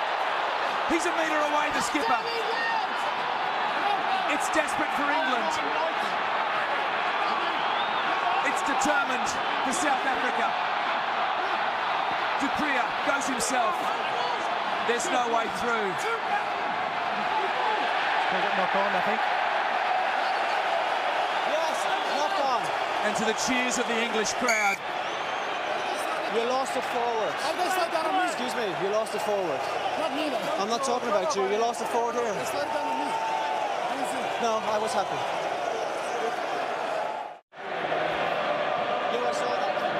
So the English having to call on every ounce of their determination to repel the Springboks there. There's a few casualties from the exchange. Great little dart from Steyn. We'll see it here. Really created the opportunity. Then beyond that, it was really the first chance either team has had to build a couple of phases, work in behind the opposition. It was a missed opportunity by the South Africans. Certainly was. Free to Dupree, hit there by Vickery. I don't think that was a knock on. I think it was a straight turnover there by Vickery in the turning. But he did a good job. I'm not sure if it's the correct option. Vickery, a lot of paint on the face. Well, the two men that are down, Vickery and Dupree, their heads came together. It's putting your body on the line and what's on top as well. The knock-on will be debated. The Springboks, they smelt blood. Looks like Montgomery's knees in some serious trouble. We talked about how his kick chase was a little bit dodgy earlier on. He is crucial to South African hopes. If he doesn't kick, who would kick for the South Africans? Francois Steyn, I would say, take on that role. Andre Pretorius sits on the bench. There was also Ruan Pino, who's played a little bit of fullback, even though halfback is his preferred position. Eddie Jones and Jake White ponder words that may be spoken at half-time. Yeah, I would think if Montgomery went off, they'd probably go for the experience of Pretorius at 12 and Steyn at fullback. But I think it's going to take a bit to get somebody off the field in the World Cup final. You don't really go off on a stretcher if you have to. They were ready. They were ready. So 3.5 minutes to half-time, and this scrum has the English with their backs to the try line. Well, they have a dominant scrum. I've been impressed by Van der Linde. They're shearing it right. Earlier on in the tournament, England was shearing in the exact opposite way. I think this is a good way because Sheridan keeps having to move his feet. England, come up. You take the hit. Don't push through the scrum, please. There's your mark. Crouch. Touch. No, no, no. Please listen. So much just be quiet and let me organise the scrums, okay? Here's our mark. Crouch. Touch. Pause. Engage. 9. Let's have it in. So once again, the scrum disintegrates, and they will have to listen to Alan Rowland again. Don't step out, please. Don't step out. Van der Linde seems to be the person on the biggest, I guess, spotlight at the moment. Sheridan. Hookers. Crouch. He's got to deal with Regan on his inside, Sheridan on the outside. Pause. Engage. They need stability here, England. South Africa try left-hand wheel. Smith comes up. Oh, he's giving it to South Africa. Well, this is crucial at this particular point of the match. A big turnaround. It's only the second scrum South Africa has lost the entire tournament. What a place to do it. 2.5 minutes to go before half-time of the World Cup final. And it was a simple left-hand wheel. Touch. Got to keep both sides up. Pause. Engage. 2 minutes on the clock. Stay back. Don't push. Rousseau. He scored one last week. He's inches away this week. The Springboks have it at the back. Juan Smith does the excavating work.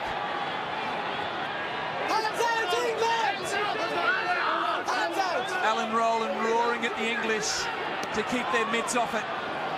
Dupree goes to the left. There was a wall of white. Back for Fleury. Found his skipper. Once again, the English. It's not going to be easy to crack this defensive line. But the penalty to the box.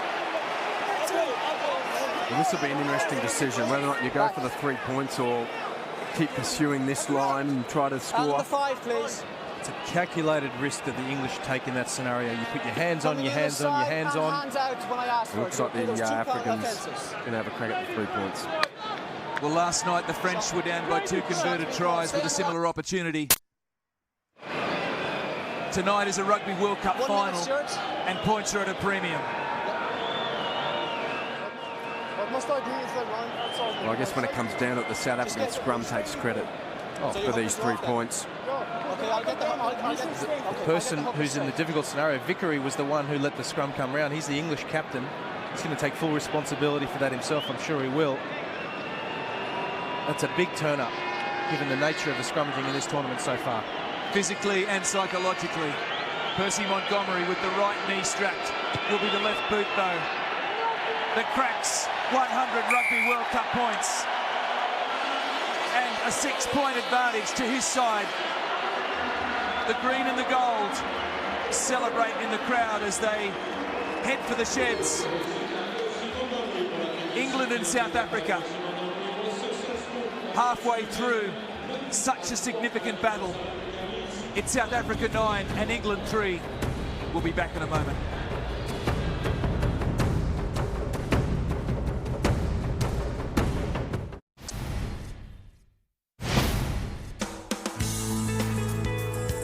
Well, no team has ever won a Rugby World Cup final after trailing at half-time, and no team has ever come from more than 5 points down to win a Rugby World Cup final.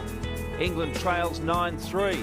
What does that mean? Well, one thing in their favour is that this is their kind of game. It's tight, it's intense, it's heavily defensive, it's brutal, it's relying a lot on kicking for field position and control of possession. Looking at the highlights, well, there's no need to read anything into the national anthems at a Rugby World Cup final.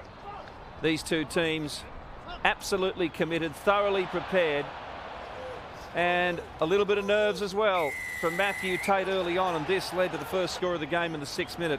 Percy Montgomery edging his way towards another massive haul, as Rupert pointed out just before half-time. 100 points for the World Cup. In the 11th minute, another penalty came the way of this great duel between Habana and Saki. In the ensuing ruck,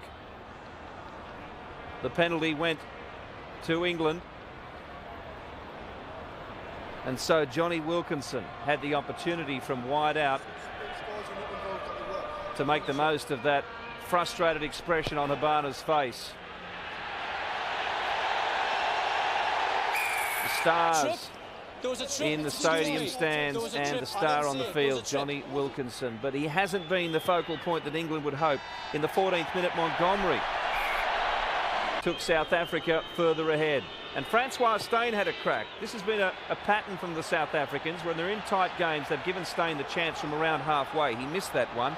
He was also responsible for a couple of turnovers in tackles, but he showed a glimpse of brilliance as well. One of his great breaks led to sustained pressure from South Africa late in the half. In the 35th minute, they went extremely close.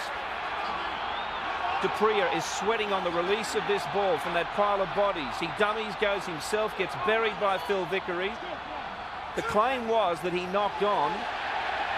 We're not too sure about that call, but Vickery did affect the turnover when he squashed the smaller man. Once again, a chance for South Africa. Scrum close to the England line. England in trouble here, big time, and the penalty ensues.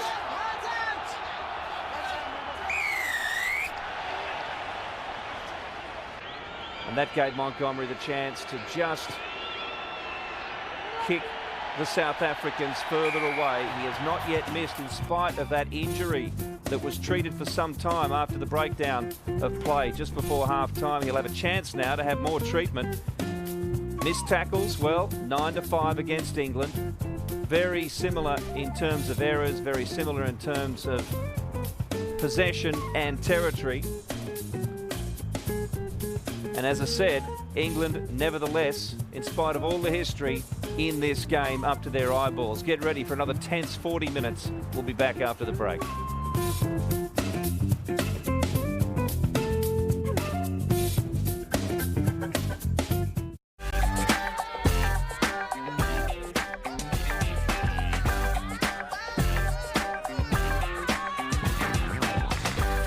To go in this Rugby World Cup, or is there? Will we see extra time again?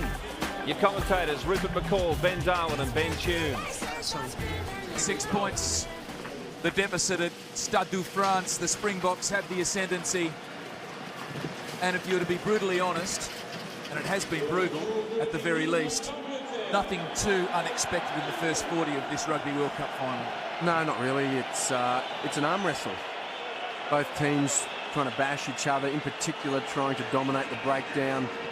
Both teams mentioned during the week that they both think if their respective team can win that breakdown battle, that they're going to go a long way to winning this game. So I just think they're just still sort of sussing each other out, waiting for a turnover, waiting for an unexpected opportunity, and at that point then I think we might see some tries come. And as the tiredness comes, the defences start to weak, you get better ball recycle, more pattern, more opportunity. The only turn up for the books, I would say, is that the set piece is more even. The scrum has been very well done by South Africa. The line-out, England's ball has been pretty sound. South Africa's winning their ball. There's no question at line-out time. England aren't even really going up. They're just counter-mauling. Okay. But that turnover at scrum, like I said, it's the second time the whole tournament England have lost a scrum. To do it in that scenario, to give them 3 points, that'll have thrown them a bit at half-time. They'll come out very aggressive in the second half at scrum time, particularly on their own ball. I wonder how much those balls will go for if one of the punters gets their hands on it. Stevens is on for Vickery. Let's have time on, quite please. a turn up. Vickery had a little bit of injury. He's always had some neck difficulties, but at half-time for the captain to be off is quite a surprise. So players underway in the second half without Phil Vickery. That clash with Farid Dupria in the shadows of half-time took its toll. Mike Catt shaped the kick, went back to the left, and the boot of Wilkinson. Well, it was good skills from Peterson. Got it on the half volley, juggled it once, took it back, sets it for his forwards. Dupria and Percy Montgomery. Waiting for that is Nick Easter. English players getting in each other's road. Kay says, I know the way forward. Martin Corrie follows him up. Well, there's someone on the field. This is a controversial moment of the match. Somebody get him off. Back to the play, and the kick from England finds Brian Habana.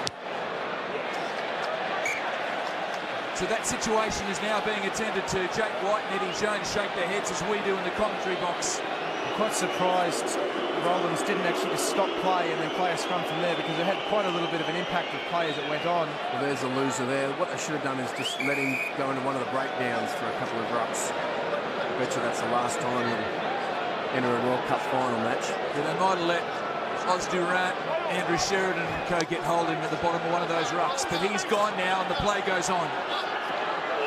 For that we're thankful. Simon Shaw came away with it. Mark Regan took it from him. You can see that brutality of the collision. Gomersall was an ordinary pass, rolls along the ground. Tate steps in to clean it up and breaks through. Matthew Tate pins his ears back. He's around Montgomery. He's inside Peterson. He's 2 metres away. The English want quick ball. The pass is flicked on, and the try. Mark Cueto claims it. Got upstairs. The crowd roar. Stuart, can you just confirm, is there any reason I cannot give a try, please? The Australian Stu Dickinson will make the ultimate decision. Let's have a look. Left foot.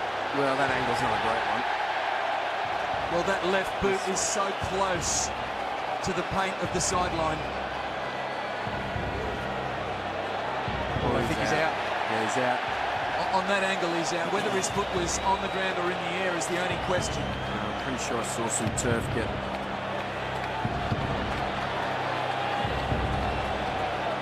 In a Rugby World Cup final, that will be hard to give. I made a joke to Stu Dickinson last week. Who knows?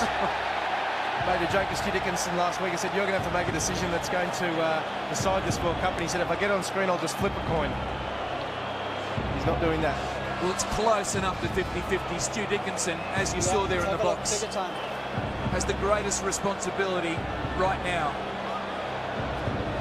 Look, it's whether that leg is touching the line, I think is the question. But regardless of that, take your hat off to Matthew Tate. What a run. That left foot touches the line. I believe it does from that angle. It is touch and go. Alan Rowland, the Irishman, waits on the Australian.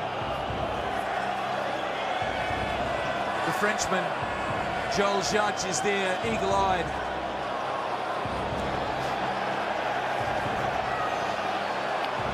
And there is only a small coat of paint in it. He's going to get booed no matter what happens. And it's a tough one to make. I'm going back for a penalty here. Now, number 6 is very naughty coming in the side like that, okay? You will not do that again. So it is a no try. So look at the Royal brothers, William and Harry, the princes, praying. Praying that Stu Dickinson says yes.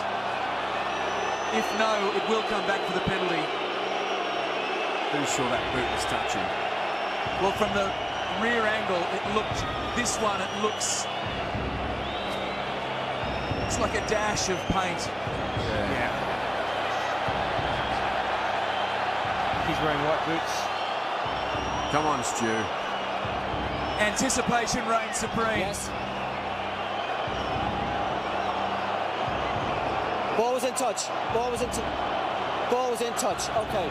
No try. Here. So Alan Rowland confirms what we suspected: disappointment for the Princes and the rest of the English supporters. No. Penalty here. Penalty. Well, they're going to get a chance, I would think, anyway, to get some points out of this. Look, I just want to then wrap up Matthew Tate there. We saw early on in the game. Made a couple of little mistakes. Obviously composed himself, and what a run. Beat 5 or 6 defenders. Showed a good turn of pace. Sure. It was a great turn of pace from Matthew Tate. And the two players that have made inroads in that respect: Francois Steyn for South Africa, Matthew Tate for England. The young heads out there, this is an old one, this is experience. This is a man who knows how to soak up pressure and kick penalty goals in Rugby World Cup finals. Off the upright, it's 9-6 to the box. So play back underway, and the English have bridged the deficit.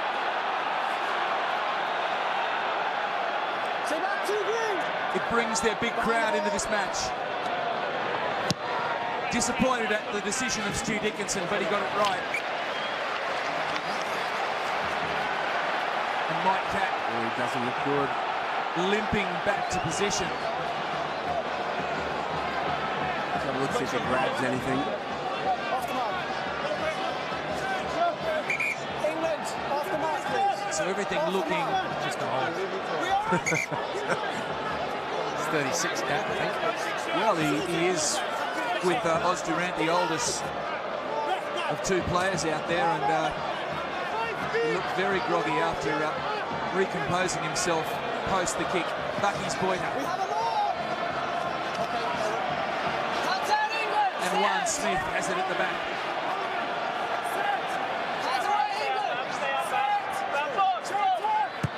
Dupree with the kick, and look at Habana. Both wingers flew high. Neither came down with it. Lewis Moody was there, as he always is. Crazy horse. South Africa don't get ball. It could be a penalty to... I think South Africa have it. Yeah, they've done well. And Victor Matfield. Well, Victor tries his hand at kicking, bounces awkwardly, but Cueto comes away with it. Tiptoed through the tulips. It was a great kick from that field. Very delicate looking. The skills of the big man. I mean, we've seen him with the ball in hand.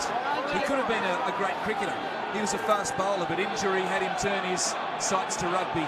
That was the wrong one.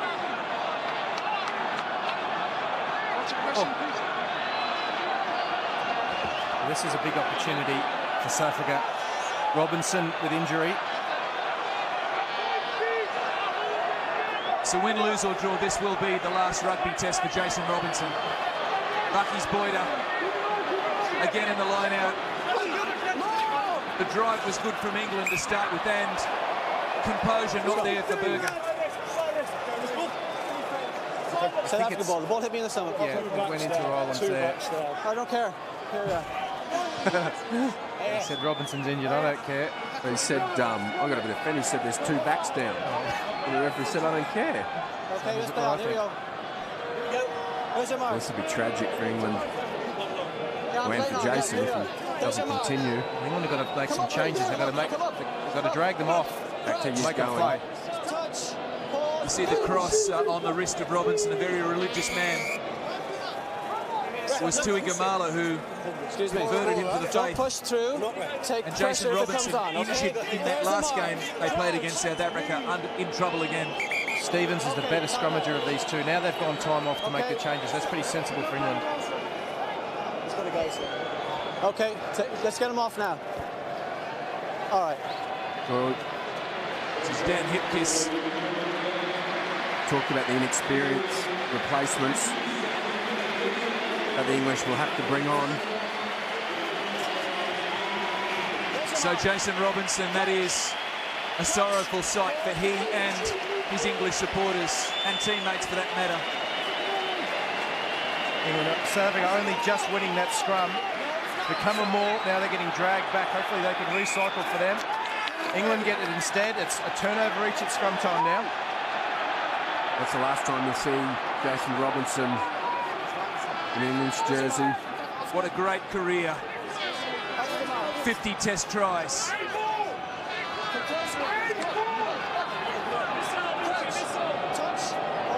Well, in his 51st game, 28 test tries for Jason Robinson. Played quite a few tests for the British Rugby League side as well. The difference that Stevens has already made to the English scrum is a younger, more enthusiastic, aggressive prop than Vickery.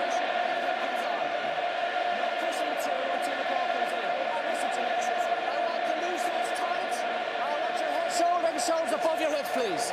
Okay? Here's our mark. Give me a hold, sir. Crouch. Well, everyone's dropping low. Stevens wants a hold between Durant and Smith, and he's not giving him one. It's drifting before the ball comes in. And once it's steady, so they can get put in. That's a sad face of Robinson. Hang on. Take more pressure than that, please. It can get better than that. Here's your mark. Come closer, crouch. Well, this has to be better for South Africa. Touch. It won't get better for Robinson. He's off. England's 5th highest try scorer. History of their 15-man game. Johnny Wilkinson, this time off the right.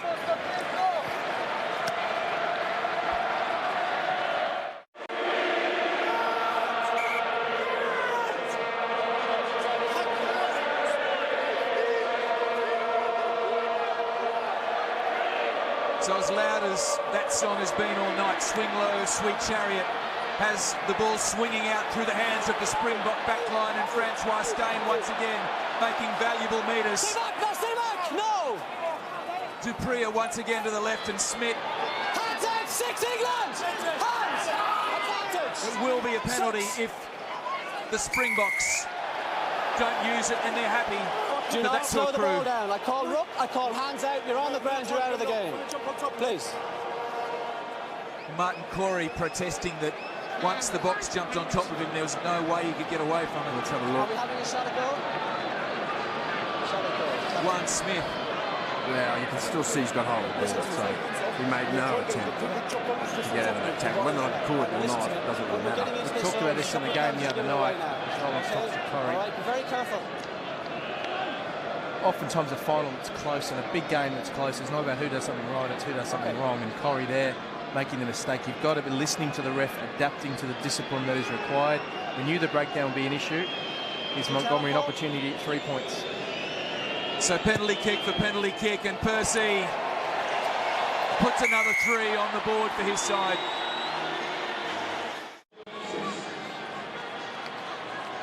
So as Toby Flood enters the field of play, that scoreboard 12-6 to South Africa might look familiar if you remember the 1991 Rugby World Cup final. The Wallabies victorious at Twickenham.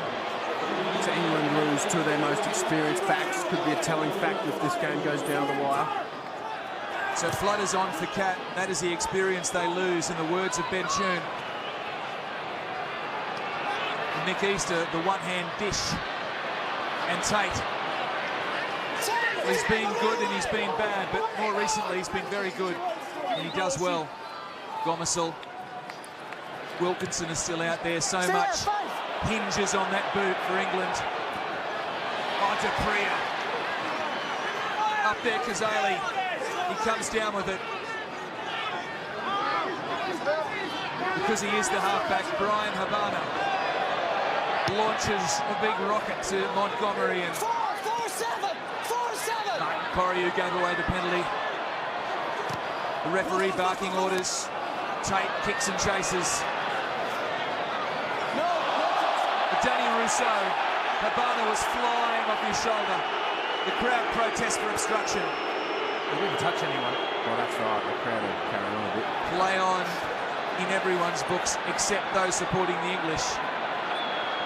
40,000 last week, 50,000 this week. And Tate steadies the ship for the side of Mike Catt. He will watch the rest of the final from the sidelines. South Africa the line, or England the line, please. England the line. We saw this is what no one got obstructed there, and rolling right on the spot. Play on. Well, he played 3 tests for Ireland as a halfback, Alan Rowland. His first against Argentina in 1990. So he knows the game at every level. Smith, Dupria, Berger. The pass to James out the back. JP Peterson had nowhere to go. Gee, that's ordinary play from the Springboks. No one taking the ball to the advantage line, just transferring it. Very easy to defend. You can see the English defenders are happy to use the sideline here. And all you're doing there is giving possession over the opposition. It's a great tackle from Dan Hipkiss. Born in Ipswich, Dan Hipkiss. That is not the western suburb of Brisbane. That is Ipswich in England. We offer warm welcome to all our Australian viewers watching this Rugby World Cup final. Lost forward here, line out is over. I'm not sure Shedden was supposed to get that ball. Very rarely do you require a prop to make a long left-hand pass to 10. So he's just wrapping around the corner and quite surprised to find the ball in his hands and deal with it appropriately. Again, South Africa at scrum time. Look at Stevens going right across, but South Africa have done well, in and out. So the Boks once again launch an attacking raid, and James lays it back. It's okay, ball is out. The English defender right on the line, but riding it well. Berger has it at the back now. Extracts an English leg. Green behind the ball. 4. And the turnover. Offense running in front. Number 3 running in front, okay? An offside indiscretion from the Springboks. Just starting to see a little bit of lack of composure, I guess, starting to creep into the South African side. CJ van der Linde was standing in an offensive position there in front, and so when Smith ran into it, he was blocking the tacklers from making a tackle. It had an effect, This game stays close once we start getting to that 65, 70-minute mark. Give it to that bloke. I think the South Africans are going to start panicking. And the English will think, well, hang on, we can actually win this. There is van der Linde. He should have just dropped back and gone with Smith into the offensive line. He wasn't causing any use there. He had the look of the guilty man, van der Linde, as charged. Backfield almost spoils, but Kay gets in front of him. Hipkiss, he has a big job to do. Berger picks him up and dumps him. It's there for Gomersall now. Indecision. Wilkinson steadies things. Gomersall has it in his hands again. He's nailed behind the advantage line.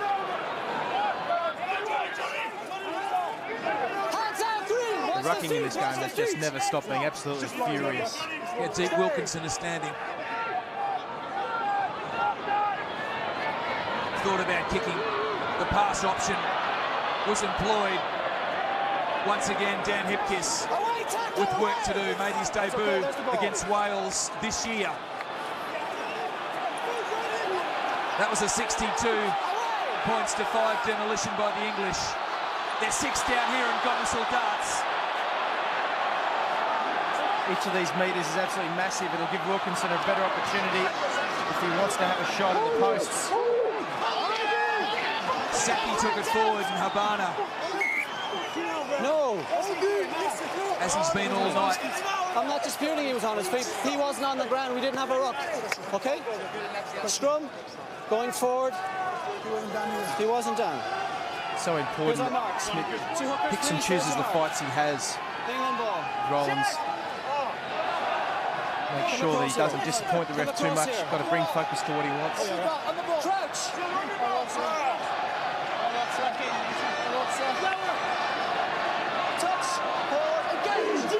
So the strain on the face of the Springbok front row.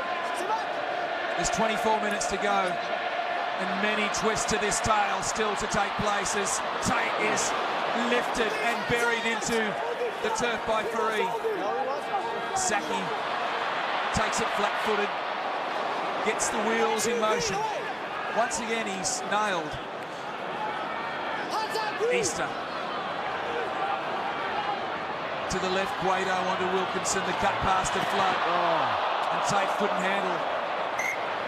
Well, it wasn't that bad of a pass. And Peterson had come off his wing. Yeah, they had which he does a lot. Yes. He had some room to move, and he probably looked up a tad. So England will have to deal with the adversity of losing Jason Robinson and Mike Don't destroy them now, both sides either now. Yeah, it was a little bit too far in front of Tate. Rushed that pass, didn't he? Because he saw Peterson coming up hard. Oh, yeah, he had to. There's a lot of talk to the South Africans, to the referee. Well, look, I have a prop down. I don't have a choice on this one. Okay, time out. It's been a hard road for the English. They've had some tough matches. An easier run for the South Africans. Will that play its part? Well, they're defending extremely well, which is normally the issue. It becomes a difficulty when they play soft teams early. South Africa are a younger side. Danny Rousseau. That tactic, the quick pick up at the back of the scrum, securing possession for South Africa. Dupree up once again down the tram tracks. That's out on the full. So a mistake from Faree Dupree. And little errors will make massive issues in this game. Harry and William are pretty happy by the looks of it. Just be careful at the moment. England want to get within 3. That'll cause real panic for the South Africans. As it did for the Australians, as it did for the French. Safe ball at 2 for England. Simon Shaw, and out through the back, Sipkis steps back inside. Guado drives him forward. That's good work from the winger. That's good work from England. Great work from Hipkiss. Very strong through his core. This is giving them pretty good field position if they want a shot. Well, Johnny Wilkinson stands to the right. The pass to Martin Corey is laid back. Gomersall, and once again the forwards doing the hard work. Andrew Sheridan, the beast from Bromley, wrestles it back. A little box kick. Here comes Toby Flood. Where's the bounce? Percy Montgomery. He shadowed it across the dead ball. All bets are off. And Tony Flood got a bit carried away and gave Montgomery a push in the back. He realised it's a pretty dangerous play. Apologises for it. Well, the cameraman requires an apology as well. He's hit the deck. South Africans calling for a penalty. Rollins won't give it. He was onside. Percy Montgomery might have actually... Yeah, look at the hit on that camera. If we go back to the Fiji-Canada game, one of the Canadians was accused of putting the ball out over the dead ball line. Did Percy Montgomery push that over the dead ball line? The referee saying no. Well, he was pushed at the same time, so maybe equals itself out, except for the fact that Percy Montgomery would be very sore after crashing into the camera. I think Jonathan Kaplan was the referee in that game. Time on, Stuart. 22 to South Africa. Some of the drama of previous matches, and 20 minutes left in this one, the biggest one, the greatest game of all in rugby, the Rugby World Cup final. Toby Flood, Montgomery, he recovers. The Springboks are under pressure though, and the English arrive in numbers. Francois Steyn. Wait, wait! Hasn't found his touch, and Matthew Tate sends it back downfield to Priya. The big long pass back inside to prolific fullback Montgomery. Gomersall, he's going to have a run. At least he passes it to a teammate who has a run. Oh.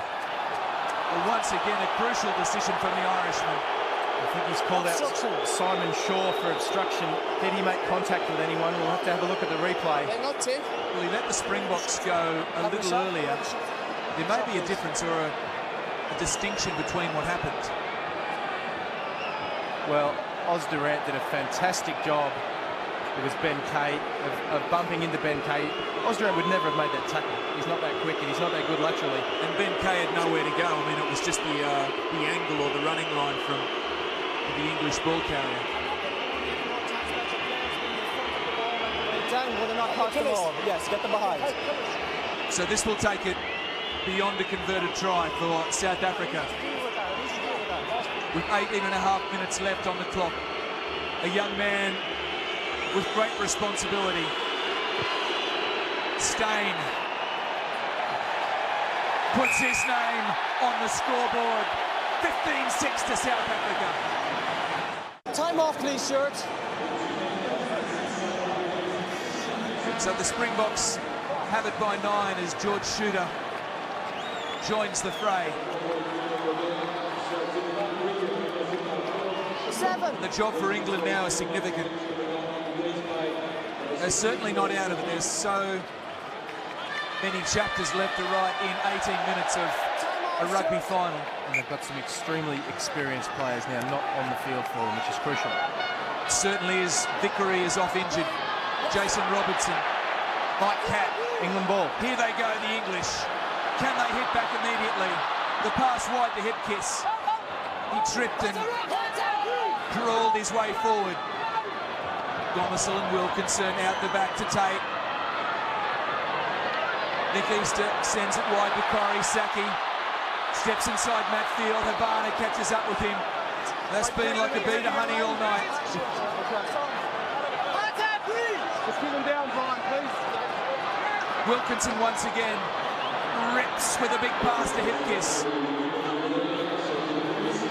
The South African defence is up to the task, and so the English will once again consider their options. Wilkinson, this time to the right. George Shooter gets a touch. His support overran it. Ben Kay cleans up.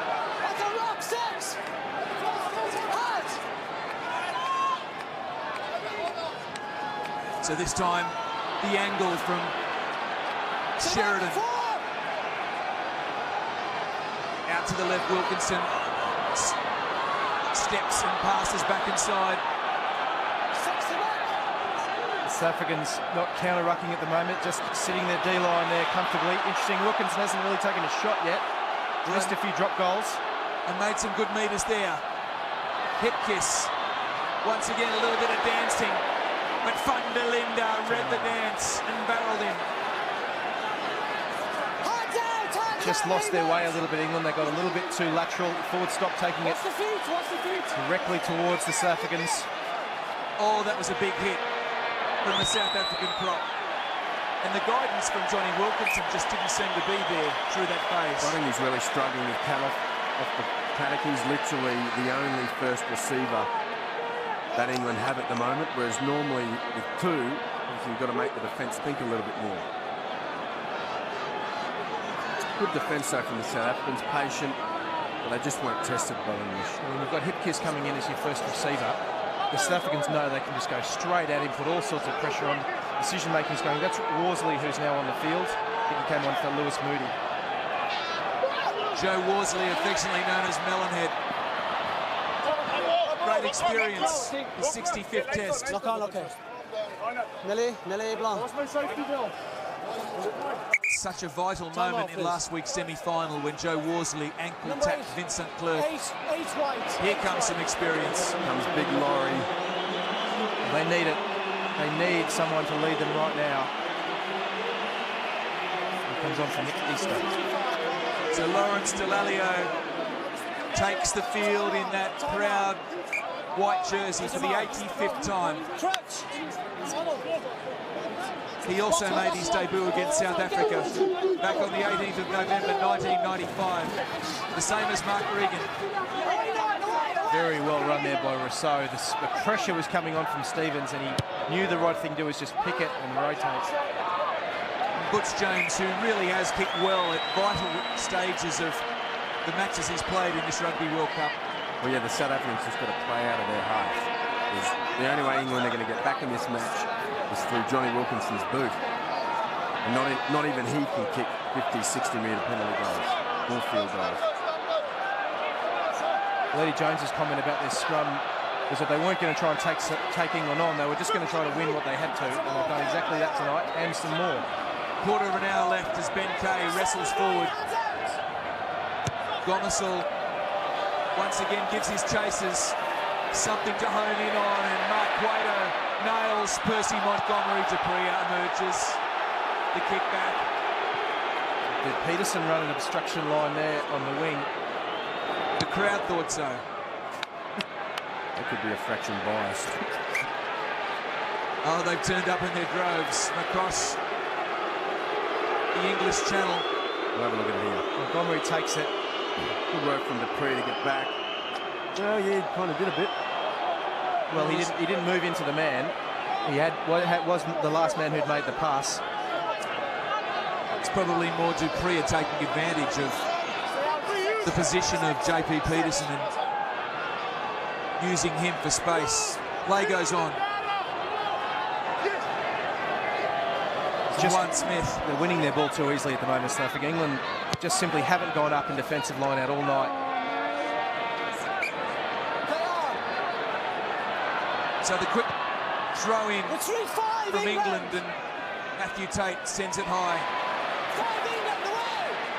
Danny Russo, he's been solid for South Africa. Scored a try that broke the Pumas back before half-time last week, and this time James, a lower projectile. Mark Cueto, who replaced Josh Lucy. Well, that could be interesting.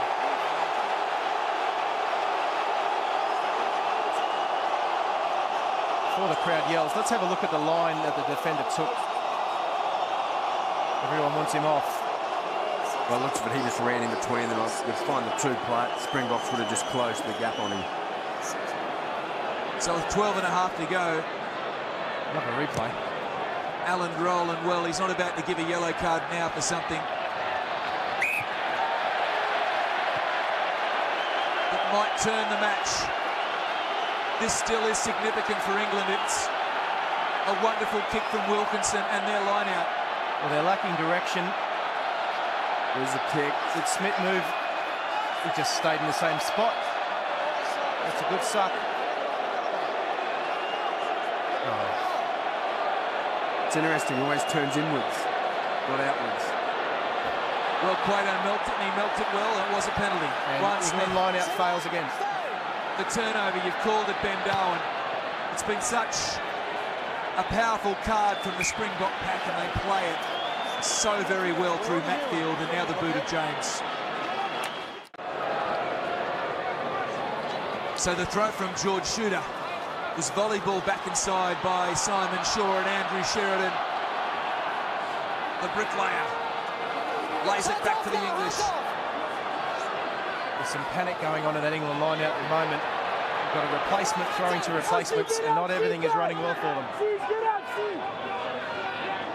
A couple of those replacements have been forced through injury. Not ideal for Brian Ashton. His merry men. Good D-line. Big defence from South Africa once again. Van der Linde and Durant off their feet, but doing the job. Toby Flood with a little grubber through. Montgomery,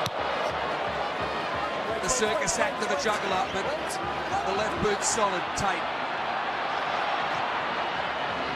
Another kicking option. What can Francois Steyn do but accept the opportunity to give possession back to his side? 18, don't come across. So Butch James with that big line out behind him, happy to find touch. 10 minutes and 9 points. You get to start being in the territory where you have to score a try. At the moment, the South African back three are doing a pretty good job at whatever the English are doing in terms of kicking midfield bombs or long kicks. So they're not going to get turnovers. What England need to do now is to hold on to the ball for long periods of time, start to make some breaks, and their forwards are tired, so they're lacking a recycle. It's 15-6 to South Africa. 17-15.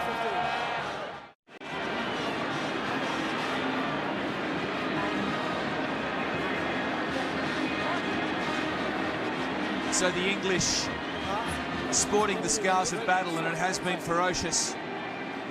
Andrew Sheridan on his haunches. Where's he playing?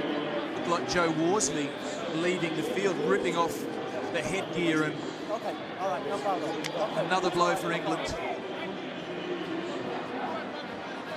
Their bench is pretty much cleared at this stage. Has everybody patched up and be ready to go? So Peter Richards, the blonde-haired halfback from the London Irish club, replaces Joe Worsley. That's interesting in itself. The halfback is playing at the back of the line now. 2 and 4s are on the options now, then, obviously. Can you just clean them up? There's a bit of blood there. Sheridan's still bleeding. So Alan Rowland just England are on the line. supervising. Thank you very much. Okay. The blood being wiped away from the scon of Andrew Sheridan, who has dismantled more than one scrum in his day. The Boks have stood up tonight, certainly in the line-out. Here we go again. Backfield, a mountain for South Africa. Back though. So less than 10 minutes to go, and the English are desperate. Gomersall and Wilkinson, the high ball midfield. Rousseau knocks it back. Ben Kay to his second row partner, Shaw. And Wilkinson this time the drop goal off the right foot. It won't have the distance, bounces underneath the upright, and England, well, are they out of options? Are they out of ideas? Well, I think they are. That reeks of desperation. They're out of reserves as well. I mean, from a defensive line-out perspective, South Africa have got everything they want, and now know they're only going to throw 2-4. Well, they've got to score a try, England, and let's face it, they haven't been able to score tries at the best of times, let alone against quality opposition in a World Cup final with 10 minutes to go, or 9 minutes to go. Wilkinson can hit a target if he's got momentum. At the moment, he's lacking momentum. England are getting a little bit lateral. You feel sorry for them. Okay. I need replacements and couple on, please. He needs to be stitched up. Smith comes off. They'll bring on Bismarck Duplessis. He's just on for a blood bin. So blood flowing from both camps. Imagine Matfield will probably take over as captain. He's been wonderfully inspirational tonight, Victor Matfield. Carries such an aura.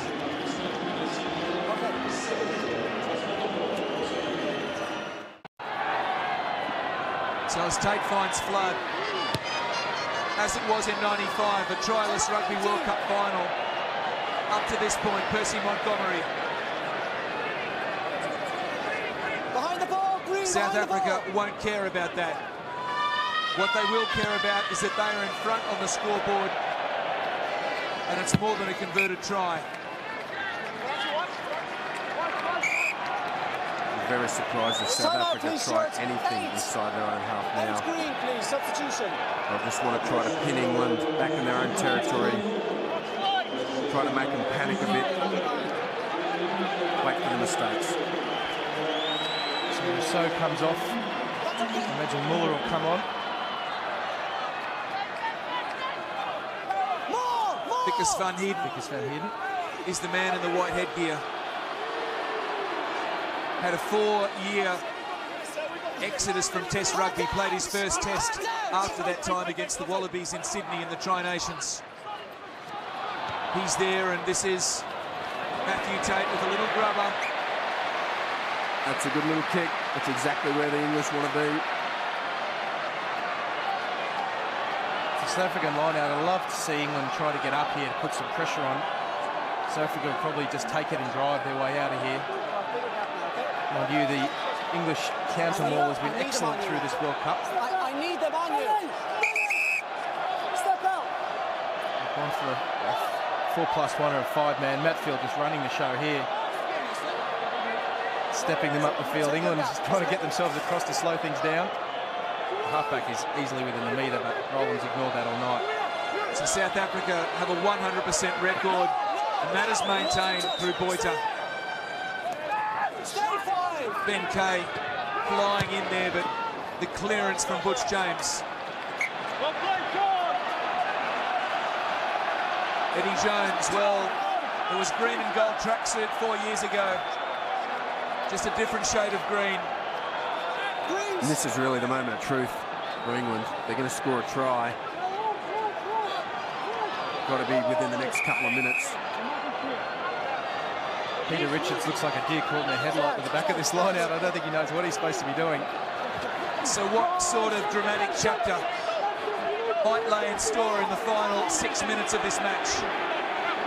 The Springboks, they have the lead by 9. England have the territory. They hold the title. They're going to have to work very, very hard to keep this together. They've got 7 men working against 8. Corrie tries for the pass off the back. Turnover. And it's coming apart at the seams for England. Advantage over for South Africa. It was a long kick, but didn't find touch, and Cueto does a bit of dancing himself, beats one. The English backs realign, and Wilkinson finds Toby Flood, his Newcastle Falcons teammate. Here comes Saki. Where's the bounce? Faree saves the day for the Box. Very keen at the breakdown, South Africa. Butch James clears to Dupria, who played in that under-21 side of Jake White's. World champions back then. Could it be again? We'll know in just over 4 minutes' time. Gomersall to the right, Wilkinson, a little step, and Tate takes the tackle of his opposite number.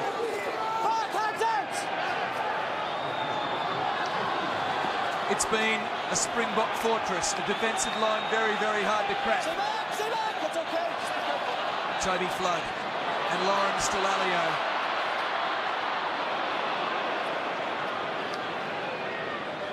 Andrew Sheridan lets Gomersall do the job. And that's about it for England. They're getting lost, aren't they? They're getting sideways. Long passes hitting props. They've got to get some momentum. They've got to get it now. So the Springboks look up with the clock and see 4 minutes left. They will defend to their hearts. Tate the pass to Delalio, and the tackle from Faree once again. It's back to Tate and Shooter. The hit and the spin, Berger. And the penalty, Van der Linde. The air punch. The jubilation from the bench. You can see the D-line of South Africans was spread. They weren't even needing to counter-up. Smith comes back on the field, and they just waited and they waited, much as England did the last couple of weeks. And they let them make the mistake. And when you've got players who are unsure what they're doing, guys are eventually going to get isolated because no one knows what pattern you're running. No one knows where to clean out. Yeah, well, England just aren't challenging the Springboks in defence. I mean, the Springboks are comfortable, as you mentioned, Dor. just to make their tackles, weight back, don't need to give away any penalties, because the English really aren't threatening at all. And it's a terrific shame. England have worked so hard this World Cup. They got themselves out of a massive hole when they lost to this team. They fought their way back, but it's been just a bridge too far. Some injuries taking its toll on this side, and as you have injuries and tiredness, you lose structure. That's exactly what's happened in the second half. So Captain Courageous returns to the field of battle. Bismarck du Plessis exits stage left. Smith, captain of that under-21 World Championship side of Jake White's. This will be a monumental feather in his cap. The Box have it at the back of the breakdown, and they will be in no hurry.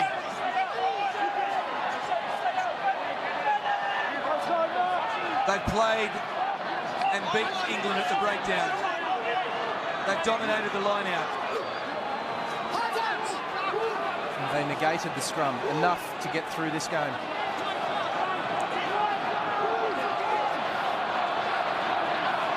So South Africa, the realisation that glory is within their grasp. The pick and the drive. They won't mind the bruises. And this will frustrate England so much as time gets sucked up, and South Africa just keep picking and going. England have to start taking risks right now to get a turnover. There's less than 2 to go. England inflicted this sort of treatment on the French last week. Well, a mistake from South Africa and a scrum to pack down, but there is little time left.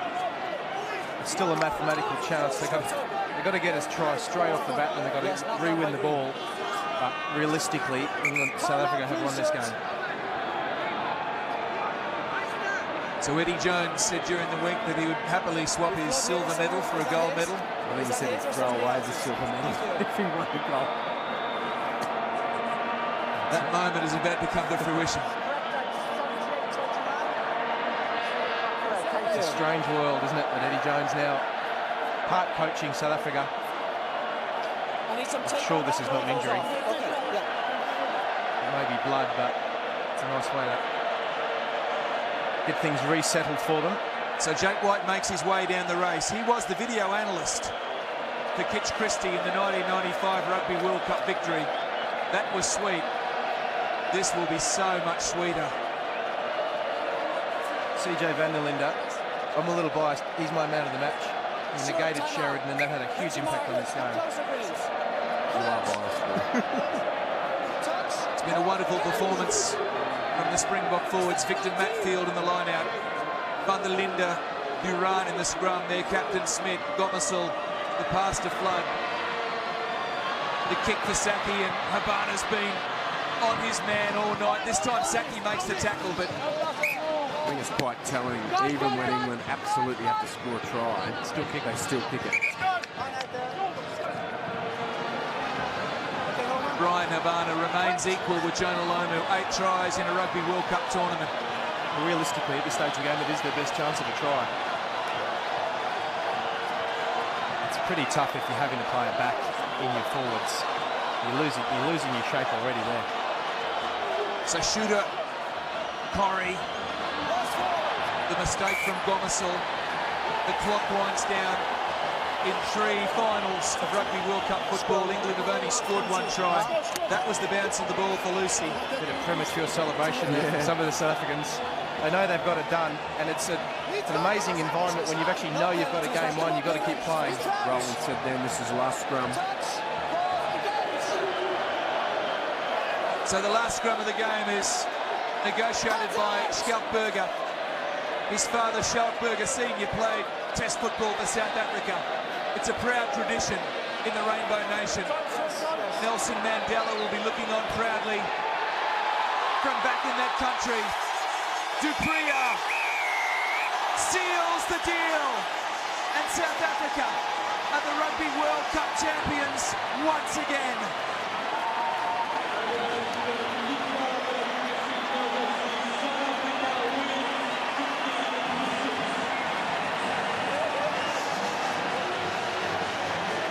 It's full time at Stade de France.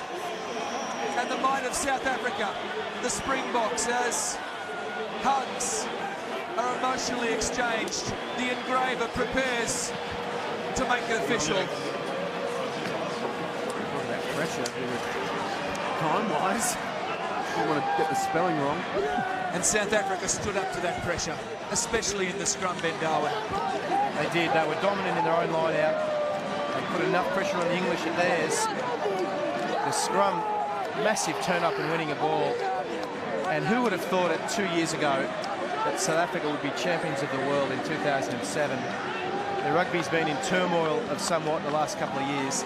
And Jake White has managed to get together a very, very settled team, the most settled team since '98. They win a World Cup. Yeah, I mean, it's kind of about time, because they've always had a ridiculous amount of talent. But as you mentioned, politics, lack of expertise in the coaching, cultural issues within the team. They've just never been able to gel it together. And it did take a man like Jake White, who people speak very highly of, to finally, I guess, let this side reach its potential. He is South Africa's most capped hooker as captain. And there is the score, 15-6 to South Africa. New Zealand got the ball rolling in 1987. The Wallabies in 91 at Twickenham. South Africa in front of 62,000 at Ellis Park. 43 million in their country watched on then. Jake White congratulates his men. The Wallabies in 99, Ben Tune knows what it feels like. The English in 2003, but they weren't able to go back-to-back. It is South Africa once again. Congratulations to England as well on a very impressive World Cup again. We said they fought themselves out of a difficult position. Congratulations too to all those South African supporters back in Australia. There's to 100,000 South Africans, I believe, in Australia. Many, many English as well. Both should be very proud of their sides. But South Africa, in the end, they held everything together, and that's what you need to do in a World Cup final. It's not whether you play well, it's whether you keep your structure well enough.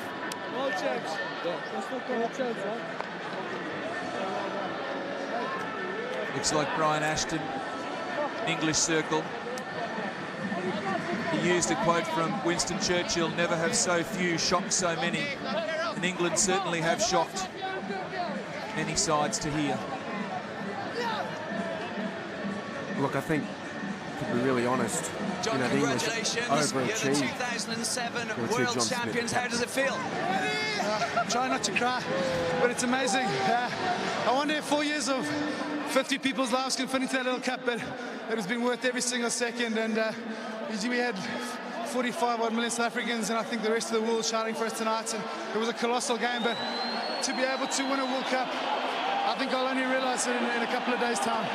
They gave you a good run for your money, though, didn't they, the English tonight? Well, they're a completely different side, and tonight it really was anyone's game. They played technically really well. We had to field some big kicks in the first half, and that made life pretty difficult. But you know what? I would have taken 3-0 at the end of the day if someone had let me sign a contract. Thanks so much, John. Congratulations once again. Have a great evening and have a great party. Thank you very much. I will do. Johnny Wilkinson, well, we felt a lot different to that 4 years ago. These boys are leading the side in prayer. They're a deeply religious side, the South Africans. As Francois Pienaar did 1995 at Ellis Park.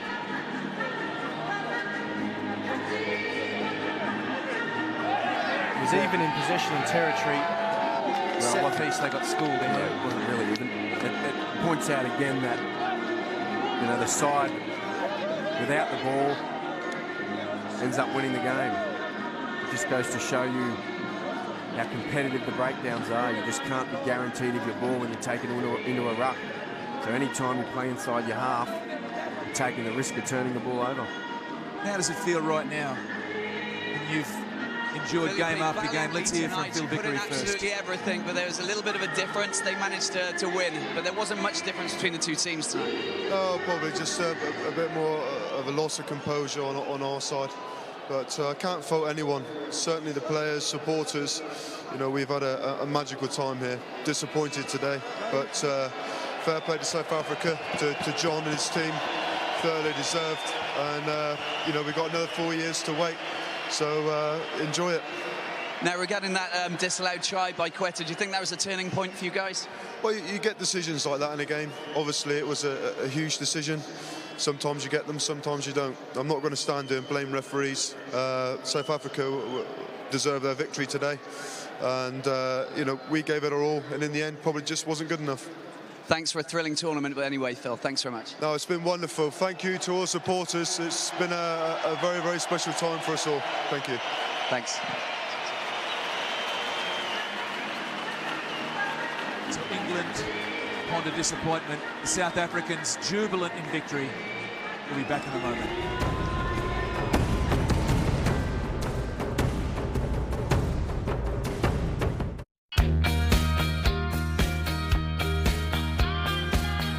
Well, South African rugby is on the threshold of massive change, and a lot of critics said that because that change was on the way, they would not be united for this Rugby World Cup. Well, that's not true.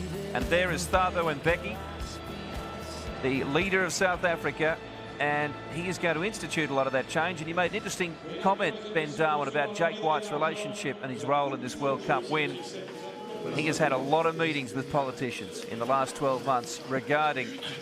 Let's hear from him. I mean, it's the icing on the cake, isn't it? You're the 2007 world champions. A great performance from the boys tonight. Yeah, it is. I mean, all credit to England. I think a lot of people expected them to, you know, not be as competitive as they were tonight. And, you know, again, it just shows you how tough World Cups are. And, you know, I always knew we had to play to win it. So they weren't going to give it to us. So, I mean, what more can I say? I'm just obviously delighted with the result. But you've been composed right through the whole of the tournament, and you're just so relaxed. That's fantastic for you. Yeah, I think it's what you see on the outside. You know, I think inside we're dying inside, but geez, I mean, it's I think it's important for our country, and I think everyone back home is probably, you know, rejoicing. And all credit to the players I've had. I mean, they've been unbelievable ambassadors for South African rugby in the last 4 years. Just you're losing your voice a little bit, so I won't keep you for long. But regarding the defence tonight, you can be very proud of your boys. Well, I mean, that's what wins World Cups, isn't it? And I mean, they were probably a bit unlucky not to get that try. We've, you know, showed a bit of attitude there on the try line with Donny Rousseau. So, yeah, I mean, what more can I say? Just really over the moon, and a massive win for us as a group. Congrats. Nice moment there between Mbeki and Johnny Wilkinson. President there too. And Nicolas Sarkozy is also there, along with Gordon Brown. So the politicians congratulate the players as we await the arrival of the engraved William Webb Ellis Trophy.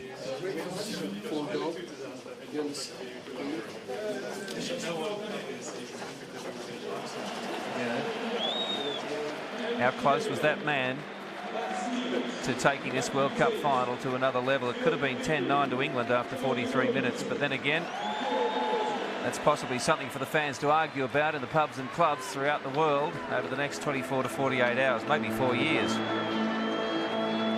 Sad finish for Jason Robinson. See his arm there in a sling. Got plenty of time now to recover from that in retirement. Well, we certainly will never forget some of what Jason Robinson contributed to the game of rugby. Scored the try in the final in 2003. So he, like other English players, Johnny Wilkinson, Lawrence Lelio, Mike Catt, they know what it feels like to win one. Now they know what it feels like to lose one. Well, Mike Catt's expression, probably that little boy's feelings, sum up how the English are feeling. He must have English relatives. He's not happy. Composure. And on the other side of the ledger, the Springbok with his hand firmly wrapped around one handle of the William Webb Ellis Cup. Well, England ended up limping into this final. So many injuries, so many tired players. And in the end, that probably told. Catt and Robinson coming off. See the two princes there, proud of their English side. Wilkinson, and they should be proud because, I sort of mentioned before, I think they overachieved on paper, on form. They weren't leading this competition the second best side in the world, not by a long way. They had the lowest point scoring average of any Rugby World Cup finalist in history. They averaged less than 22 points across the tournament. So they got there with ticker, really. Ticker and smart play. So hats off to them. But as someone who stood there in a losing World Cup final, obviously not playing myself, but having to stand on that stage, it just hurts horribly to get so close and then to watch these guys go through this experience is pretty heartbreaking, seeing their joy, thinking that, well, that could be us. Unfortunately, you get it in your face a little bit when you lose a World Cup. Well, New Zealand had to suffer that experience in 1995. South Africa in another trialless World Cup final. That was 15-12 at Ellis Park, 15-6 tonight. Oh, they've broken the trophy. Well, just kidding. It does come off. It does come off. There was another twist of the tail. John Smith, have a look at him. He looks like the happiest man in South Africa, and why wouldn't he be? I think he's the happiest man in France too.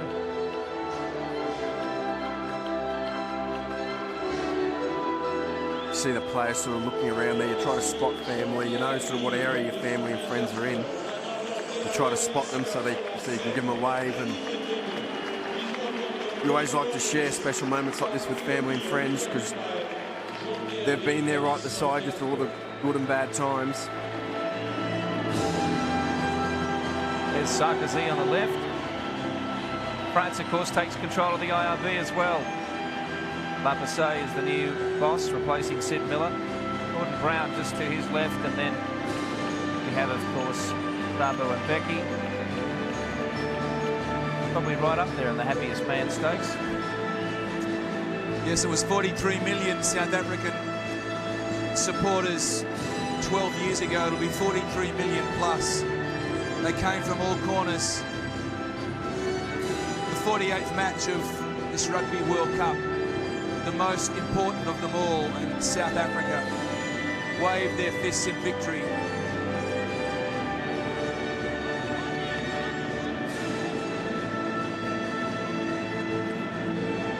Well, there's many replicas, but there is only one genuine one, and that is it.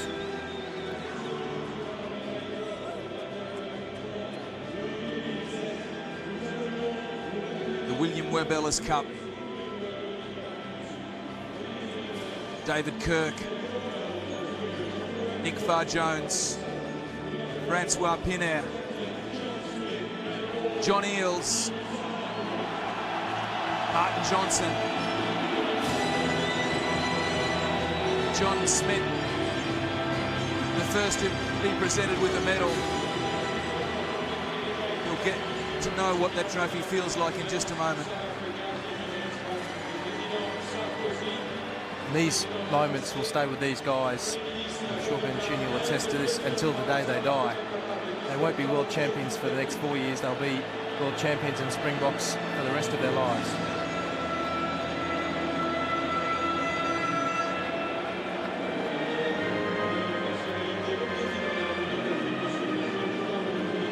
Nos Durant, what an amazing return. 95 winning the tournament. Retiring, everyone thought he was gone, went farming, came back into the Springbok side, and world champion again. Well, he was the youngest Rugby World Cup final player for South Africa back then, and today he's the oldest. 22 years, 289 days against the Kiwis, and now 35 years and 42 days. There's a lot of rugby, a lot of bruises in that time. 80 tests for the Ox. And this will be as big and as bright as any of them, the William Webb Ellis Cup. Victor Matfield was inspirational in the lineouts. He was outstanding. He was probably the difference between the two teams. And in a World Cup dominated by set pieces, he'd have to come close for player of the tournament, I would have thought. Either that or someone like Montgomery. Yeah, Dupree, a good point, or Montgomery with his boot. There's another man, Percy Montgomery. Didn't play in 95, but 93 test matches, and finally, the big one. Actually, now that I think about it, Brian Habana's try haul. It's a pretty formidable feat as well. So he'd have to be right up there. It's the real deal. Well, he's still in contention for IRB Player of the Year as well, and he's the only remaining of the final 5, the only guy who is still in this World Cup at this stage. The other guys were all knocked out in the quarters and semi-finals, so Habana may well become IRB Player of the Year on top of all the other accolades. Well, many may question whether, 1 through 22 or 1 through 15, this is the best team in the world, but it doesn't matter because the other minor issues are made up by the staff, the coaching, the supporters, and that everything goes right in the World Cup, and that's what gives them the right to be called world champions. It's not just individual player skill, it's also whether you turn up as a team. And everything has gone very, very well for South Africa. They richly deserve to be called world champions. And you also need a lot of luck. They had no injuries. Great draw. Great draw. Well, that opened up, of course, when Fiji shocked Wales. Not to say that the Fijians weren't formidable opponents in that quarter-final, but South Africa, they rode a nervous moment. JP Peterson held up Big Rwanga. 65th minute. There he is, Eddie Jones. Big moment, Rupert. And one of those moments, he's talking to Jake White, talking to Sid Miller there, the outgoing IRB boss. And that is one of those pivotal moments that all World Cup winners look back on. They've all had those moments at some stage of the tournament. And what a great job Jake White has done. And what role will he play, even though he's an outgoing coach, in the melding of South African rugby? As we said, big change underway. There's Eddie Jones. And there is going to be a quota system installed in some shape or form. He's played a big role in trying to manoeuvre that so that it didn't upset their World Cup campaign. At the same time, keep South African rugby going forward and draw on those vast resources amongst the black population that really need to be given support. Well, time will tell how that unfolds. We'll talk about that and other issues in the sport of rugby in our review show later on this afternoon, Australian time. 4 o'clock, tune in and we'll relive and reminisce the moments of this Rugby World Cup final and then look forward. There's one thing that matters right now, and that it says South Africa on that trophy.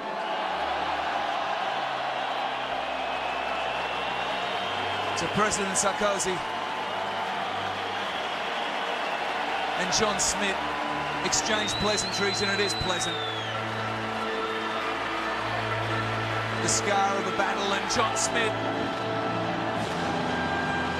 becomes the 6th captain in Rugby World Cup history to raise the trophy named after William Webb Ellis and send the gold glittering through the night sky of Paris at Stade de France.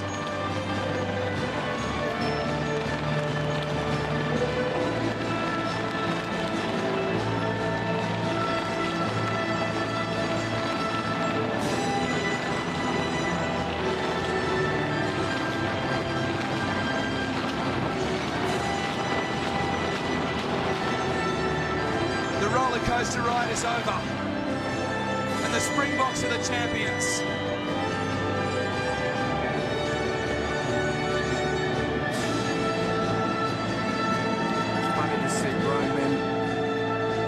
Pushing each other out of the way to get hold of a trophy, but when that's been your focus for the last 4 years, it really is priceless. And the amount that this means to the people of South Africa, it is the national sport. There's a huge amount of love for the game. Ashvin Williams there, hardly got a minute on the field, if any, but he knows adversity. He wears a medal. Such a big part of the equation. Mr. Mbeki gets lifted as Eddie Jones gets to hold the World Cup aloft. Who would have thought it? The closest he's come. That'll go straight to the pool room, that picture.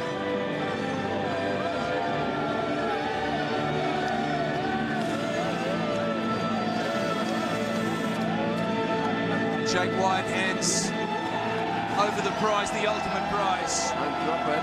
President Mbeki. Oh, don't drop him. He Oh, the line-out's pretty good for South Africa. I don't think there's any chance of that. You're spot on, Woodsy. His feet found the ground. It'll be hard for the South Africans' feet to stay on the ground. As celebrations unfold over the next week or more, we'll be back with more of the victory lap. Celebrations continue at Stade de France for the victors, South Africa.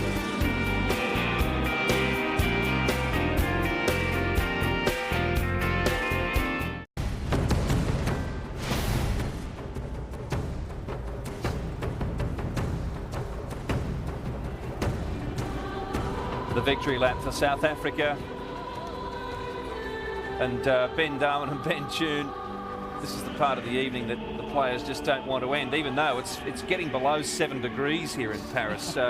In timing for this World Cup final, the French have turned the temperature down, but they're not feeling anything at the moment. Yeah, a lot of this is really about acknowledging the crowd, thanking them, letting them try to get kind of close to the World Cup. The two big men leading the way in the victory lap, Bucky's Boyder and Victor Matfield. An absolute rock of Gibraltar in that line-out. Big rolls, and in open play too. Very strong. What about the little kick from Matfield into the corner? He's got a game. Everyone within the Springbok group too getting an opportunity to hold the cup. Well, look back to Tri-Nations. They sent a weakened side over to play Australia and New Zealand. Copped a lot of criticism for that. Bobby Skinstad was involved in that tour, one of few that was. And he unfortunately didn't make the 22. Brian Ashton. Yeah, I'm very proud of them. You know, the way they've bounced back in this tournament, been a credit to them. You know, and really disappointed, obviously, with the defeat tonight. You know, I don't know whether we were outplayed by South Africa. I'm not sure that we were, to be perfectly honest. It was a pretty even game, and I'm just really disappointed with the players. Not for myself. I thoroughly enjoyed the tournament, but I think, you know, they deserved a little bit better out of the game than what they got. You said you weren't on the pitch, you know, so you can't really feel like the players feel, but you know, they put their heart and soul into every single match that they played from the start. Well, they have done, yeah, and you know, it's fantastic getting to the final, but I know they're all bitterly disappointed. But I think in days to come, they'll sort of stand back and reflect on what they've done, and they'll be very proud of themselves. Thanks so much for your time, Brian. I appreciate it. Thank you. Well, every England game, at least from the quarterfinals on, was brutal. If you saw the number of players coming off, heavily bruised, bleeding, they played it very hard and intense. They had to get any further in this tournament, and maybe that was a factor in the end. You guys mentioned the replacements of key players. Injuries just started to pop up. This guy, one of them. What a grand ambassador he's been. Switched from rugby league to rugby union, and did it with such a smooth dignity on and off the field. He is dynamite, Robinson, and we thought he was gone after they last met these sides, the 36-0 hamstring. But he came back and had some more glory, but tonight all glory to the Springboks. And I guess we'll talk about that try. We'll talk about Mark Cueto's try in the corner. The decision. An Australian involvement there from Stu Dickinson. I felt for Stu Dickinson, really. I wasn't comfortable with it, but I really felt for Stu, and he had a good look at it. He had a lot of looks at it, as you could see. Every replay that was put to air was a replay that Stu Dickinson was poring over. And isn't it funny, you joked about it with him before the So it's your fault, Ben. Yes. One of the last things you said to him after he joined us on the set was, I hope you don't have to make the call. Well, who knows? Rupert and I were discussing in the break whether the Cueto try, I mean, it would have given England 9 points, 10-9 in a fairly early stage of the second half. Who knows where they could have gone from there, but anyway. That happens a lot in sport, so you can sit there and argue about it. That's something for the fans to keep doing for a long time to go. But we can ponder on some of the bigger issues in rugby over the next, when we bring you the World Cup review, the 1 hour program. And there's some interesting comments from some of the big names about where rugby goes from here and what impact the World Cup has had. But there's no doubt it's been a bit of a vacuum cleaner in 2007 in terms of the impact on Test rugby leading up to it. But we'll talk more about that later. In the meantime, great performance from South Africa after, what about Tri-Nations? Everyone hated them in the Southern Hemisphere. New Zealand and Australia very disappointed with their the way they managed that, but who's complaining now? Well, they're certainly not. I still don't agree with the way that they played the Tri-Nations. I guess this vindicates it to a certain extent in their minds, and the rest of the world looks to New Zealand. Yeah, we do in 4 years' time. Whether we have 16 teams or 20 teams, that's still up for question right now. But New Zealand, for whom rugby is their national sport, I'm sure they'll do a fantastic job, and terrific for Australia. We're going to have a World Cup so close to home. Question mark is, will we have any games within Australia? And this has been our home for the past 7 or 8 weeks. And I never would have thought at the beginning of that South Africa would be world champions, but they have been the better side in this World Cup. They were heavily backed, and they were certainly fancied along with New Zealand at the start of the tournament, probably marginally behind New Zealand in the betting, and that's obvious. Australia then became a factor. There was a lot of money coming for Australia, so they became really the top 3, didn't they? And France drifted away from the betting after they'd had that loss to Argentina, but then they came back into it. Interesting. There was that bizarre day on quarterfinals, like the first day that Wallabies got beaten by England, and then the All Blacks got beaten by the French, and all of a sudden the Springboks said, hang on a minute, our Tri-Nation rivals are gone. We've got Wales, Fiji, Argentina, and then who knows? I mean, it was bizarre. I remember Joel Stransky saying, I cannot believe what has happened after that quarter-final round. Extraordinary. Thank you very much for joining us for this Rugby World Cup.